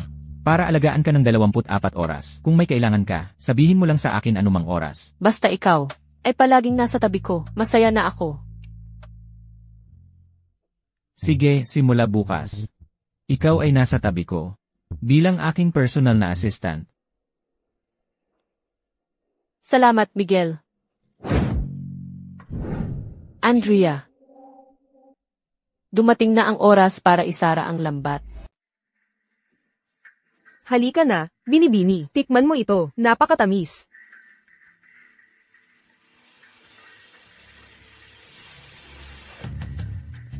Mukhang, ang sugat sa iyong mukha ay malaki na ang pinagbago. Kailangan mo ba ng ibang doktor na titingin sa iyo? Andrea, huwag kang magbiro, pakiusap, dumiretso ka na sa punto. Sa pagkakataong ito, mayroon akong bagay kung saan gusto kong makipagtulungan sa iyo. Ako, isang ampon, walang kapangyarihan, walang pera, walang katayuan. Paano ako makikipagtulungan sa'yo? Kamakailan, si Maria ay naging personal na sekretarya ni Miguel. Sila ay hindi mapaghihiwalay sa kumpanya. Ngunit kung siya ay magkamali nang hindi mapapatawad sa kumpanya, siya ay itatapon mula sa pamilyang De La Cruz. Kung gayon, wala siyang anumang matitira. Kung lilito ka, natural na susunod siya sa iyo, nang sunod sa Niren. Kapag dumating ang sandaling iyon, magagawa mo sa kanya ang anumang nais mo. Walang mas lason pa kaysa sa isang babaeng naghihiganti. Mabuti na lang at ang mahalaga sa akin, ay palaging kapangyarihan at katayuan. Kung gayon, Andrea, mayroon ka bang magandang plano para mapaliyas ni Miguel si Maria? Kamakailan lang ay nakuha ni Miguel ang patente ng isang teknolohiya. Ito ay napakakapakipakinabang para sa pananaliksik ng grupo. Ngunit kung ang patenteng iyon ay mawala habang naroon si Maria sa kumpanya, sa tingin mo, sino ang may kasalanan? Andrea, sa pagkakataong ito, ay malaking pabor ang nagawa mo sa akin. At isipin mo na ang usapin ng kontrata ni Miguel de la Cruz ay inihayag mo sa akin, napakabobo. Ang mga babae ay alam lang sirain ang mga bagay. Nahuhulog sila sa patibong sa pamamagitan lamang ng paggabay sa kanila. Miguel de la Cruz. Ang iyong panlasa sa mga babae ay talagang napakasama. Hindi ka ba nag-aalala, Andrea, na kung mawala ang patente, maaapektuhan nito ang kumpanya? At maging ang mga stocks ng kumpanya. Huwag kang mag-alala. Siyempre ay makakahanap ako ng tao para mabawi ang patente. Kapag naitaboy ko na si Maria, aktibo kong gagamitin ang mga yaman ng aking pamilya para tulungan ang mga De La Cruz. Kung gayon, pasasalamatan ako ni Miguel. At mamahalin niya ako ng walang kondisyon. Siguro. Ginoong De La Cruz. Heto na po ang inyong kape. Para magising kayo. Sa opisina, tawagin niyo akong Pangulo. Naiintindihan ko po. Ito ay isang proyekto ng kumpanya, ang aplikasyon para sa patente. Mahalaga ito. Tulungan niyo akong ilagay ito sa safe. Ang password ay ang iyong kaarawan. Sa nakaraang buhay ko, mukhang nangyari na rin ito. Noong panahong iyon, ikinulong ako ni Andrea, at narinig ko ng palihim ang sinasabi ng mga nag-aalaga sa akin. Ninakaw ang patente. May magnanakaw na pumasok sa grupo. Nawala ang patente. Nasira ang reputasyon ng grupo. Malubhang bumaba ang mga stocks. At malaking pera na na-invest ay nasayang. Kahit na, nagawang ayusin ni Miguel de la Cruz ang gulo. Sinaway siya ni Ginoong Ricardo de la Cruz. At kahit pa ipinatupad ang mga patakaran ng pamilya. Lintik na walang hiya. Hindi ako makapaniwala na ginamit niya ang kaarawan ko bilang password kung mawala ang dokumentong iyon. Ang unang suspect ay ako. Ginoong de la Cruz, hindi masyadong ligtas ang password na ito. Dapat ninyo itong palitan. Ano ang mali doon? Tayo lang dalawa ang nakakaalam. Pero, Wala nang pero.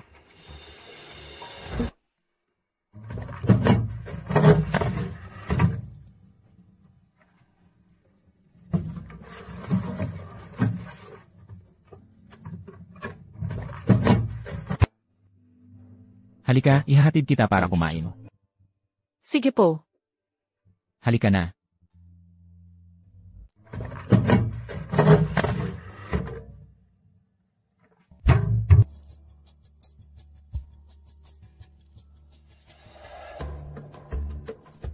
Hindi ito. Pwedeng maiwan dito. Kailangan kong humanap ng ibang mapaglalagyan nito. Kung hindi, kung may mangyaring mali, hindi ako patatawarin ng pamilyang De La Cruz.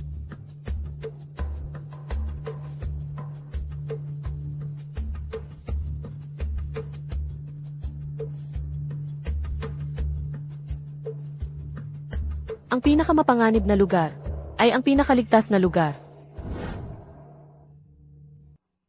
Ginoong Cruz, hinahanap niyo po ba ang Pangulo? Wala siya ngayon. Binibining Reyes, sa pagkakaalam ko, si Ginoong de la Cruz ay hindi pa kailanman nagdala ng ibang babae sa opisina. Kahit si Binibining Garcia ay hindi madalas pumunta dito. Talaga? Oo, talaga. Kung gayon, kayo na po ba ang kasintahan ni Ginoong de la Cruz ngayon? Kailan kayo nagkakilala? At saan kayo nagkakilala? Gaano na kayo katagal? Kung hindi dahil sa mga alaala ng nakaraang buhay ko. Talaga namang maniniwala ako na si Ginoong Cruz ay kasamahan lang na mahilig magsismis. Ngunit sa katotohanan, isa siyang malayong kamag-anak ni Andrea. Matagal na kaming magkakilala. Pagdating ng aking kaarawan, sa loob ng 1 linggo, magiging 1 taon na naman. Sa loob ng 1 linggo. Ang kaarawan nyo? Ginoong Cruz, kung mayroon kayong kailangang pag-usapan kay Ginoong De La Cruz, pwede niyo siyang tawagan ng direkta. Aalis na ako. Hinihintay na ako ni Ginoong De La Cruz. Nako. Naging malinaw na sa kanya. Ginoong Cruz, hindi naman siguro mahirap hulaan, di ba? Miguel, masakit ang puso ko. Pwede mo bang bisitahin ako?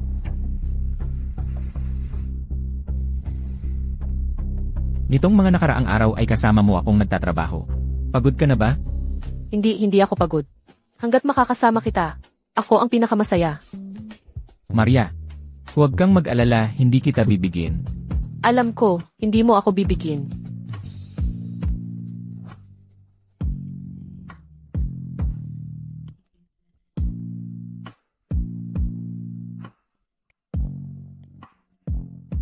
At ano ang silbi ng sinasabi mo, na hindi mo ako bibigyan? Ngunit si Andrea ay patuloy na nakatira sa villa. Hindi ako tulad niya, hindi ako naniniwala sa iyong magagandang salita. Gusto kita, at gusto ko rin, ang posisyon bilang Ginang De La Cruz.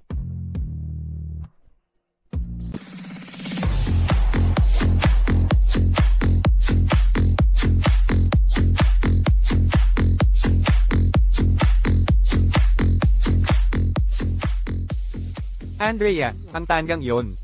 Talaga bang inakala niyang makikipagtulungan ako sa kanya? Hindi niya alam na si Ginoong Cruz ay nabili ko na. At ngayon ang patente ay nasa aking mga kamay. Ha?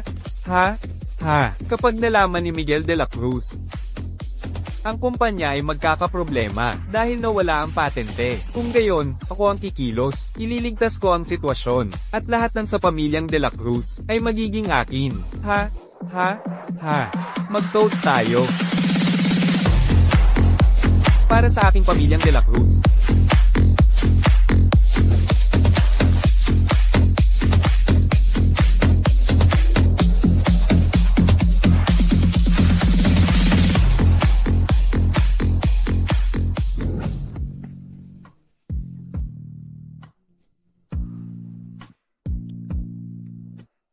Binatang Ginoo, may nangyari.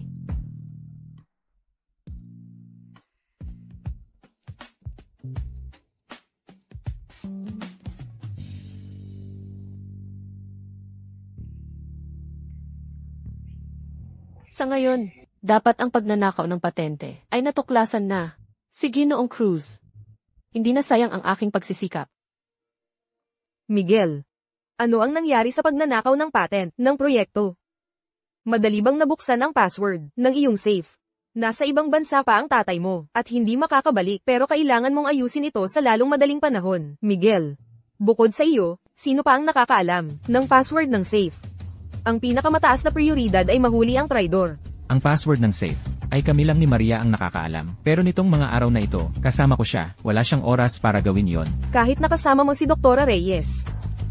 Pero, maaari niya pa rin itong sinabi sa iba, hindi ba? May punto ang sinasabi niya. Sa ngayon, si Maria, ang pangunahing sospek. Patawagin mo siya. Gusto ko siyang tanungin mismo. Opo, Ginang. Maria. Sa pagkakataong ito, hindi ka magiging kasing swerte. Nasa pahinga siya.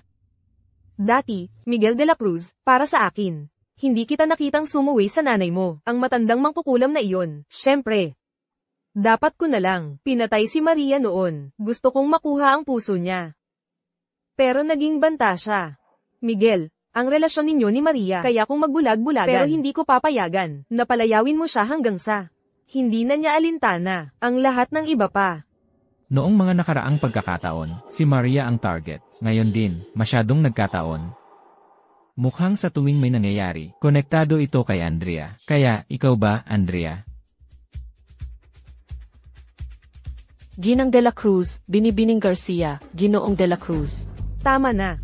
Wala nang kalokohan. Binuksan niyo ba ang safe? At ang mga gamit sa loob, kayo ba ang kumuha?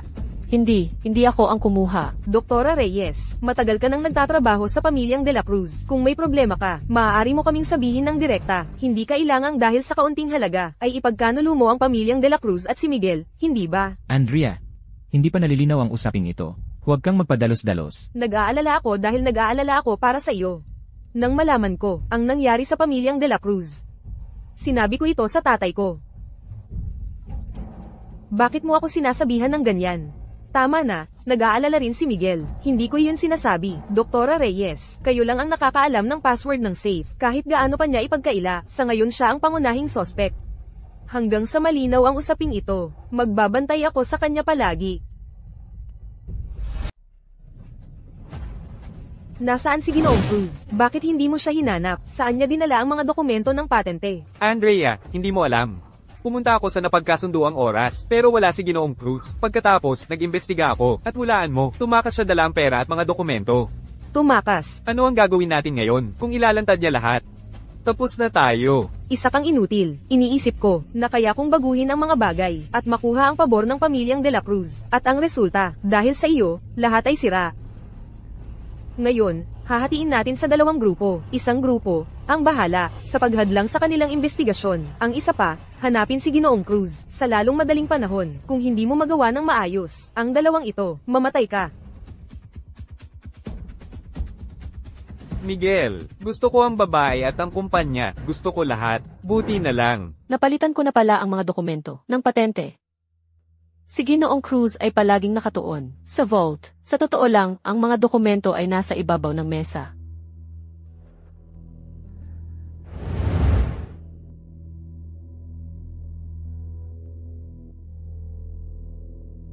Sa ganitong punto, malamang nakita na ni Miguel de la Cruz ang mga dokumento sa mesa. Nagsimula ng sumara ang lambat.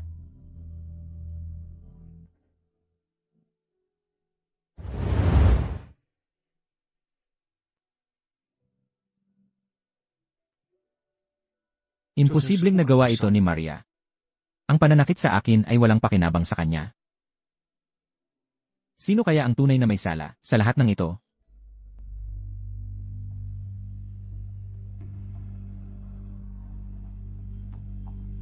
Isang regalo para sa'yo.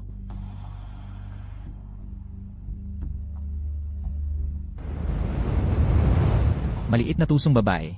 Napakaganda ng regalong ito.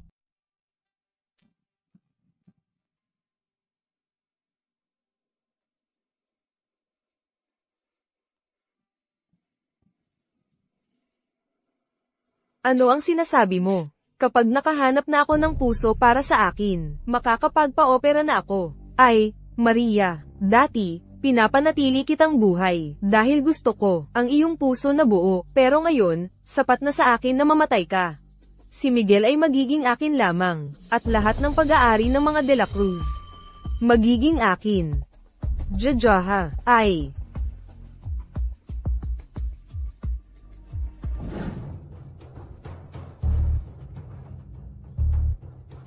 Alam na pala ni Maria na mananakaw ang mga dokumento. Hindi naman sa alam ko na agad. Noong araw na iyon, bumalik ako sa opisina para kumuha ng isang bagay. At nakita ko si Ginoong Cruz na kumikilos ng kahina-hinala. At naisip ko na, hindi ligtas ang mga dokumento doon. Si Ginoong Cruz?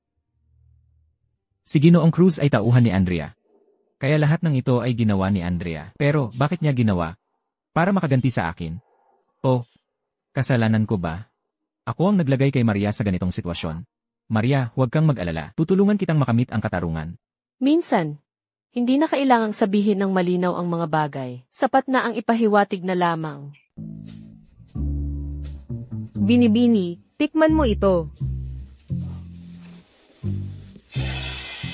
Binibini, dumating na si Ginoong Soler. Hindi, sa ganitong oras. Bakit naparito si Mateo? Umalis ka. Tingnan mo ang ginawa mo. Ang pagnanakaw sa vault ni Ginoong Cruz ay mayroon ng hindi mapagkakailang ebidensya. Carla, si Ginoong Cruz ay ang lalaki mo. Mayroon ka bang sasabihin?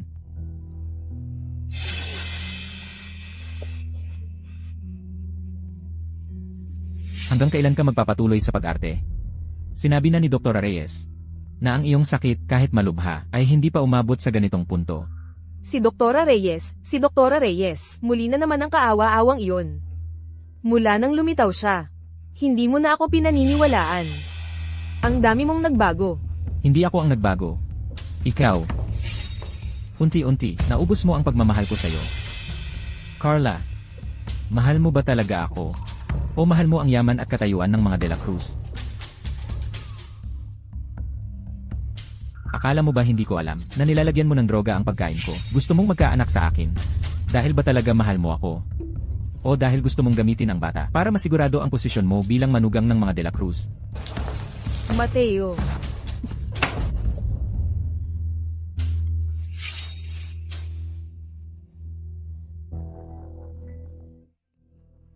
Carla, tapos na tayo. Ang villa na ito, ituring mo itong aking pamamaalam na regalo. Hindi na ako babalik. Mateo, hindi ko ito tatanggapin. Hindi ako makikipaghiwalay sa iyo. Mateo Soler. Kung gagawin mo ito sa akin, pagsisisihan mo. Hindi mo ba gusto si Maria? Kung gayon, sisirain ko siya. Mula nang pumasok siya sa pamilyang De La Cruz, siya ang naging sisidlan ng aking puso. Hindi ko kailanman papayagan na ang isang kaawa-awa ay makalamang sa akin.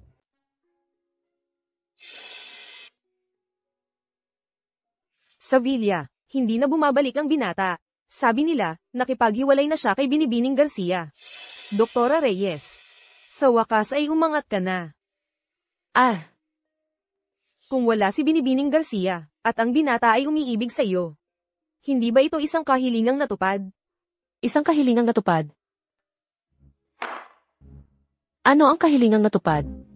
Sa nakaraang buhay ko, inabuso ako. Nawala ang aking anak, kinuha ang aking puso, at ikinulong ako sa madilim na silid sa loob ng isang buong taon.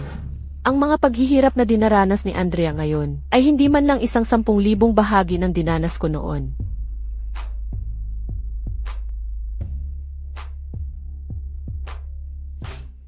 Andrea, talaga namang nagmamadali kang maging ang isa pa. Ginoong de la Cruz, na-trace namin, si Ginoong Cruz, at natuklasan namin na ang taong nasa likod ng lahat ay hindi si Binibining Garcia. Siya ay Sino siya? si Marcos de la Cruz.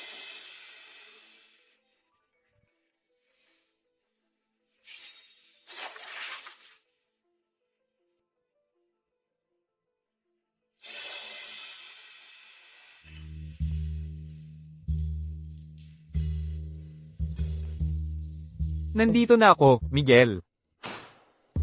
Huwag mo akong tawaging kapatid. Wala akong kapatid na tulad mo. Anong nangyayari, Miguel? Si Marcos ang iyong kapatid. Hindi siya ang aking kapatid. At hindi rin ako ang sa kanya. Ikaw ang nag-leak ng patente, hindi ba? Kung hindi kita inampun noon, nasa ampunan ka pa rin. Sa tingin mo ba magkakaroon ka ng ganitong buhay? At isipin mo na, nakagawa ka ng tulad ng pagtagas ng mga lihim ng kumpanya. Labis mo akong binaygo. Ano naman kung biguin kita? Isa lang akong inampon mo.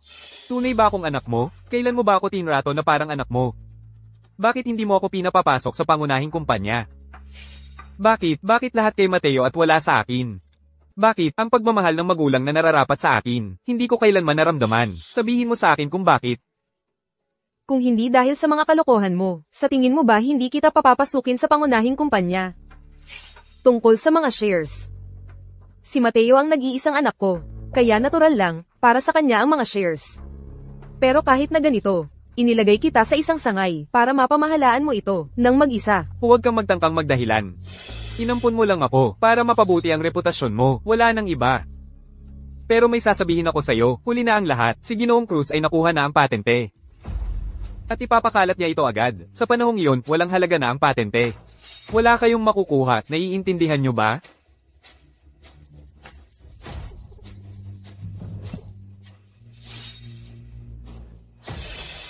Daniel, hindi mo ba binasa ng maigi ang nilalaman ng dokumento?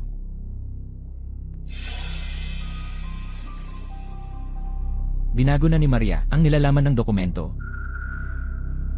Siyempre, hindi ka kailanman nakialam sa mga usapin ng kumpanya. Lahat ng lakas mo ay ginugol mo sa mga party at kasiyahan. Wala kang ideya sa pamamahala ng negosyo. Kahit na nakuha mo ang nilalaman ng dokumento, hindi mo ito maintindihan. Kaya normal lang na hindi mo napansin hanggang ngayon.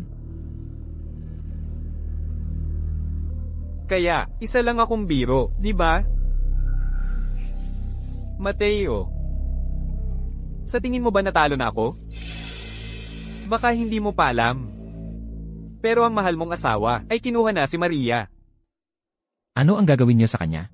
Hindi ko alam. Baka pahirapan niya hanggang mamatay. Ang asawa mo, dahil sa iyo, ay kinamumuhian siya ng husto.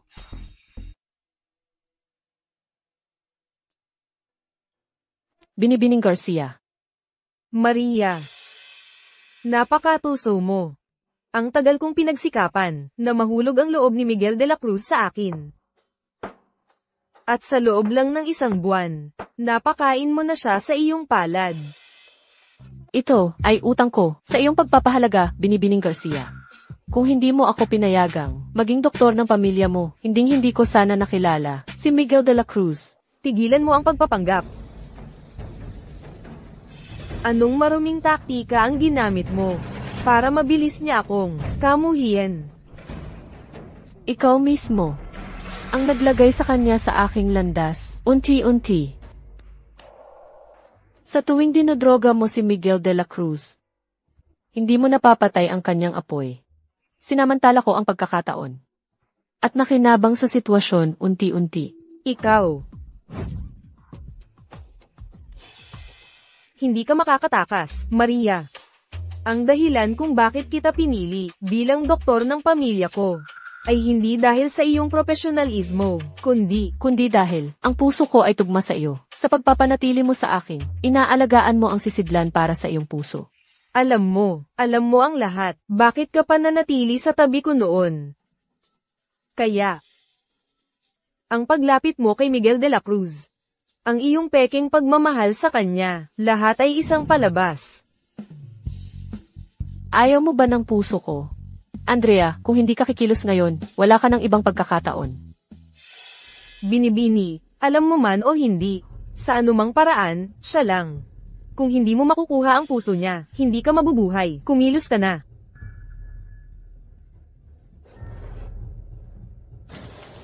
Andrea, nahulog ka sa bitag. Kung hindi mo ako, kinidnap sa lihim na klinika na iyon, kung hindi mo pinlano na agawin ang puso ko, paano kita mapagbabayaran? Sabihin mo kung nasaan sila. Miguel de la Cruz.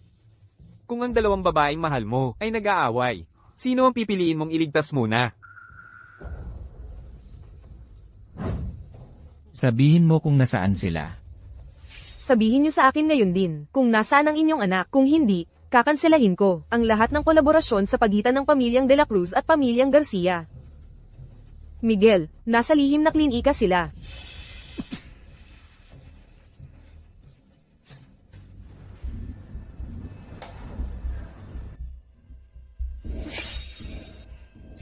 Kahit na alam mo na, ang aking layunin, ano pa ang mahalaga? Ngayon, ang iyong puso, ay magiging akin, kahit ano pa ang mangyari. Kapag wala ka ng Miguel de la Cruz, babalik siya para mahalin ako. Miguel de la Cruz. Sana hindi mo ako bibigin. Alam mo ba kung paano ko nahulaan, na nasa tabi mo ako, dahil lang sa aking puso? Dahil sa aking nakaraang buhay. Ganoon mo ako pinatay. Dito mismo, sa mismong lugar na ito. Lumuhod ako na parang aso, nagmamakaawa sa iyo. Nagmamakaawa na patawarin mo kami. Ako at ang anak ni Miguel na dala ko. At ang naging resulta ay hindi mo lang kinuha ang aking anak, kundi gusto mo ring kunin ang aking puso. Nakikiusap ako. Maria Reyes, isang karangalan para sa iyo na mamatay para sa akin. Huwag kang mag-alala, aalagaan ko ng mabuti ang iyong anak. Pagkatapos ng transplant ng puso, magkakaroon ng ilang taong recovery period. Sa panahong iyon, kakailanganin ko ang batang ito para patatagin ang aking posisyon sa pamilyang De la Cruz. Andrea Garcia. Sa pagtatapos ng aking nakaraang buhay, sinaksak ko ang aking puso gamit ang piraso ng salamin, tinapos ang sarili kong buhay. Hanggang sa huli, hindi ko hinayaan na makuha mo ang aking puso. Sa buhay na ito, sa tingin mo ba'y makikita mong natupad ang iyong nais? Gagawin ko. Makukuha ko ang gusto ko. Hindi ka lang isang aso na inalagaan ko. Kailangan mo akong sundin palagi. Miguel de la Cruz. Umalis na ang lahat ng walang kwenta.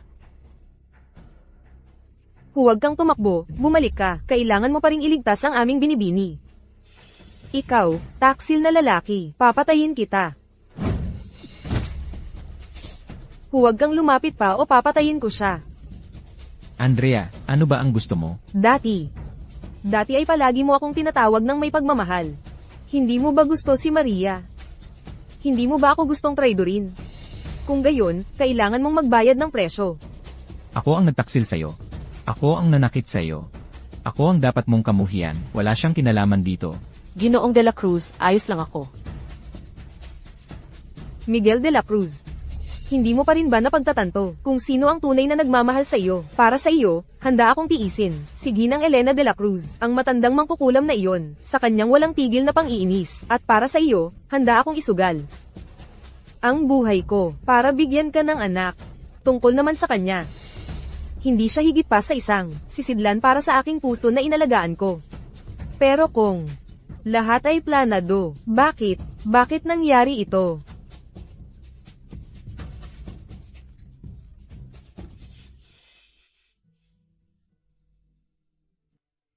Ayos ka lang ba?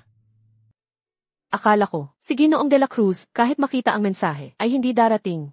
Pagkatapos ng lahat, si Binibining Garcia ang dumukot sa akin. Bobo, nandito ako. Hindi ko hahayaang saktan ka ng sinuman. Ginoong de la Cruz, nakikita kong tila labis na naghihirap si Binibining Garcia. Kahit gusto niya akong pahirapan, gusto lang niyang mabuhay. Dapat natin siyang dalhin sa ospital. Maria. Masyado kang mabait. Andrea, sa simula wala akong balak gawin para sa'yo. Ngunit dahil namagitan si Maria, hahanapan kita ng mga espesyalistang doktor. Tara na. Miguel de la Cruz. Niloko ka niya. Nagmahal ka ng isang sinungaling. Binibining Reyes, maayos po ba kayo? Pagkatapos ng lahat, si Miguel ang naglagay sa inyo sa gulo na ito. Ginang de la Cruz, simula ngayon, maaari niyo na akong tawaging Maria. Ang bagay na ito ay hindi kasalanan ng inyong anak. Kasalanan ko ito. Tingnan mo nga ang isang napakatalinong babae. Paano ako naging ganito kabulag noon, at ipilit na magustuhan mo si Andrea, na may napakasamang puso.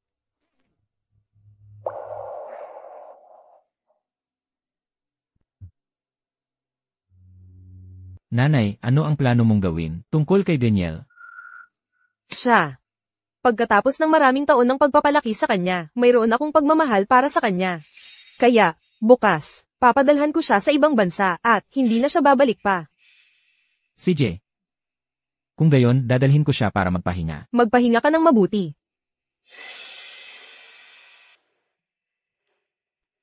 Ginoong de la Cruz.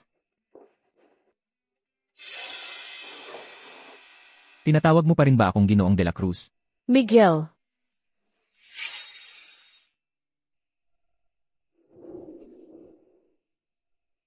Ang tape na ito ay mula noong una mo akong inakit. Naiwan mo itong nakalimutan. Palagi ko itong iningatan. Kaya naman. May masama ka na palang balak sa akin noon pa man. Ikaw ang una na umakit sa akin. Ngayon, huli na ang lahat para tumakas.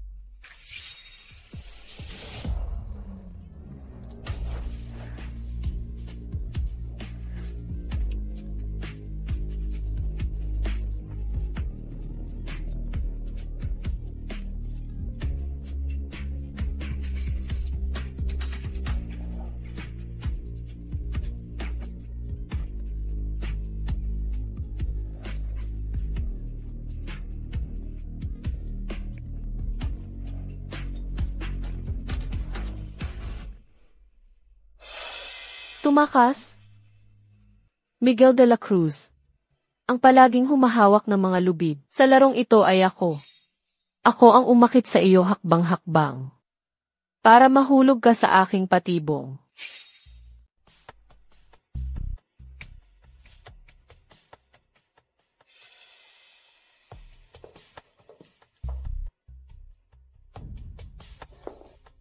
Binatang Ginoo Marcos, bakit hindi ka kumakain? Napatay na ba si Maria? Hindi. Si Binibining Reyes ay sugatan lamang. Nasa itaas siya ngayon. Andrea, kawawa ka naman. Hindi mo kayang talunin kahit isang babae.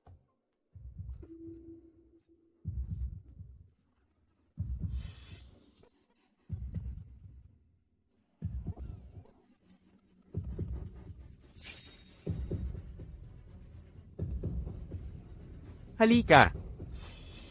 Kalagan mo ang mga tanikala ko.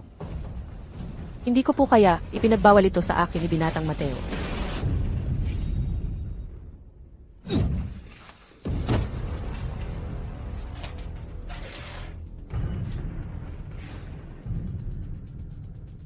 Hindi niya ito kaya.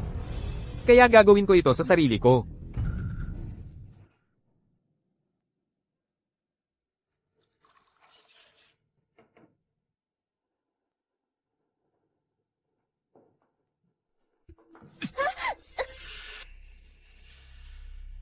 Matagal na tayong hindi nagkita, Doktora Reyes. Huwag kang magkunwaring inosente. Kung magsasalita ka ng kahit isang salita, papatayin kita. Sumama ka sa akin. Daniel, ano ang ginagawa mo? Bitawan mo siya. Kapatid, Hindi mo ba naintindihan ng mabuti ang sitwasyon? Ang iyong asawa ay nasa aking mga kamay na ngayon. Nananatili ka bang kausapin ako ng ganyan? Ano ang gusto mo? Ano ang gusto ko? Gusto ko ang iyong kapahamakan. CJ.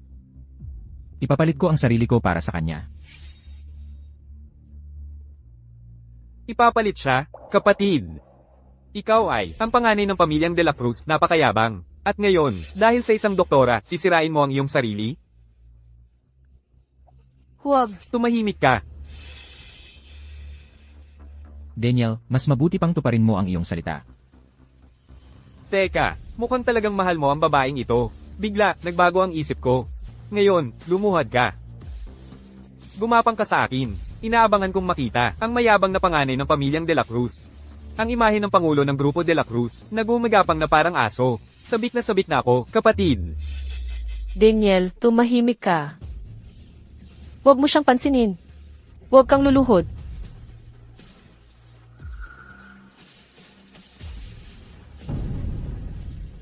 Bitawan mo siya.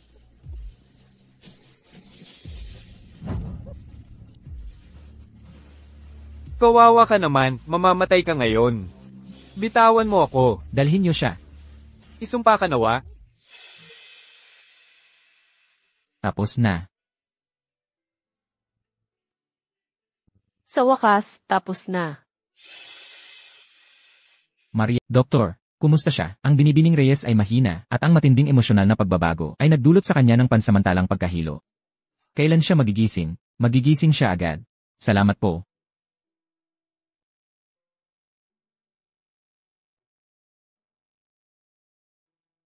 Maria, nagkamali ako.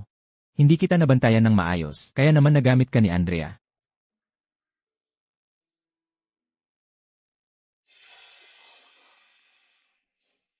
Maria, Miguel, mabuti na lang nagising ka, Maria. Dati, ako ay nag-aalinlangan. Kahit nasa kaibuturan ng puso ko ay mahal kita, hindi ko nagawang bigyan ka ng pangako. Kaya naman nagawa ni Andrea na kidnapin ka. At halos magdulot ng malaking trahedya. Maria, pakasalan mo ako. Sinisigurado ko sa'yo. Mula ngayon, ikaw lang ang ibigin ko.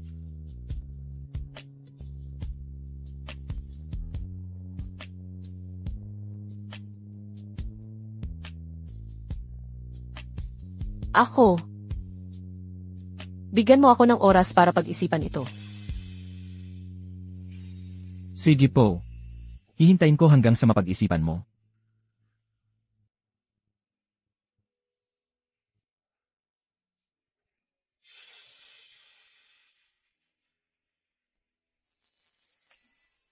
Kunin ninyo si Maria.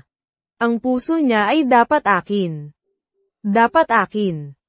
Binibining Garcia, ang iyong puso ay nasa kritikal na kalagayan kung hindi ito matransplant agad. Walang kwenta. Hindi ko ba alam? Nakablock na ng pamilyang De La Cruz ang buong ospital. Binibining Garcia, huwag mong ipagpatuloy ang kabaliwan na ito. Wala kaming gagawin na makakasakit sa iba. May nag-propose ng kasal. Sino? Si Binatang De La Cruz? Si Binatang De La Cruz, halika na. Tingnan natin. Mag-propose ng kasal. Maria. Hindi ko papayagan na makasal ka kay Miguel De La Cruz.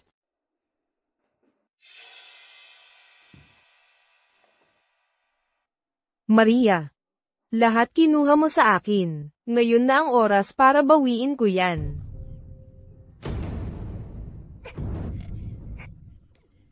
Maria, sumama ka sa impyerno. Si Mateo ay akin. Tulong. Ang pamilyang De La Cruz ay akin din.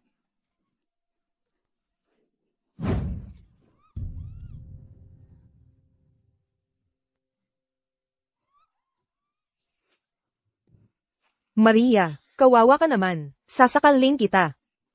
Andrea, huwag mong gagawin yan. At bakit hindi ko gagawin? Matandang hakluban. Siya ang karapat-dapat dito. At kayong lahat din. Mas pinipili ninyong paniwalaan siya. At hindi ako. Wala kang silbi. Kung magwawala ka na naman, talagang ipapadala kita. Sa mental. Ayos ka lang ba?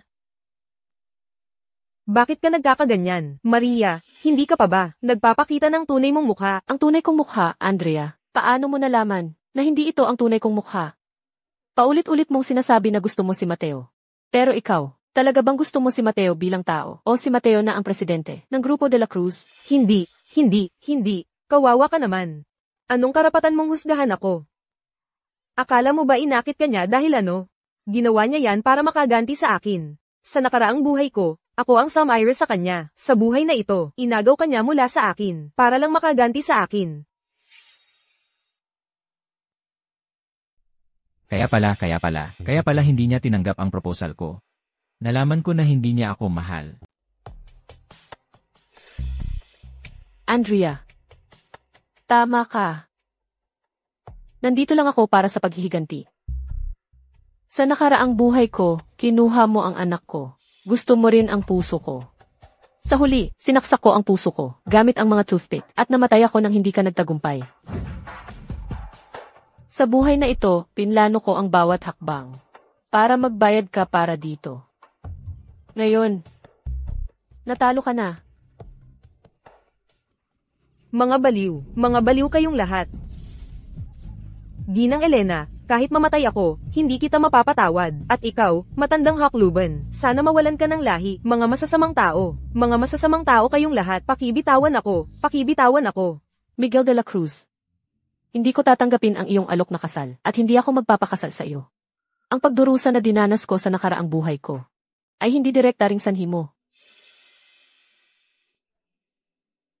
Masakit ba dito? Sa nakaraang buhay ko, ako ang nagkamali, at nabigo ka. Hihintayin kita, hindi mahalaga kung gusto mong magpakasal sa akin o hindi. Hindi ako magpapakasal sa iba. Miguel, kapag kasama kita, lagi kong naaalala ang mga madilim at walang katapusang araw na iyon. Noong nakakulong ako sa madilim na silid at walang tigil akong pinahirapan, ang mga araw na iyon kung saan mas masahol pa ang trato sa akin kaysa sa isang hayop. Kaya naman, nagpasya na ako. Mag-aaral ako sa ibang bansa. Gusto kong lumayo sa lugar na ito na nagdudulot sa akin ng napakalaking sakit. Sige, susuportahan kita. Susuportahan ko ang lahat ng iyong desisyon.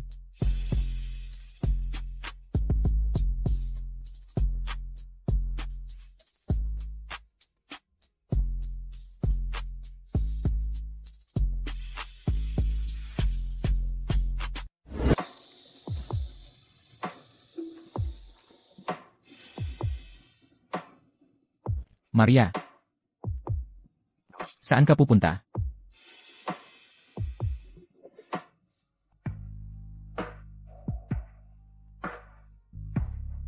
Hayaan mo akong umalis. Okay.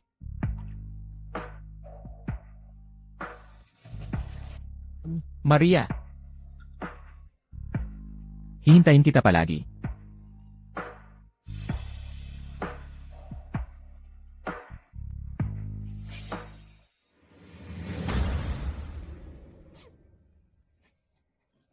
Baby, maging mabait ka. Kakantahan ka ni nanay. Ng paboritong kanta ni tatay.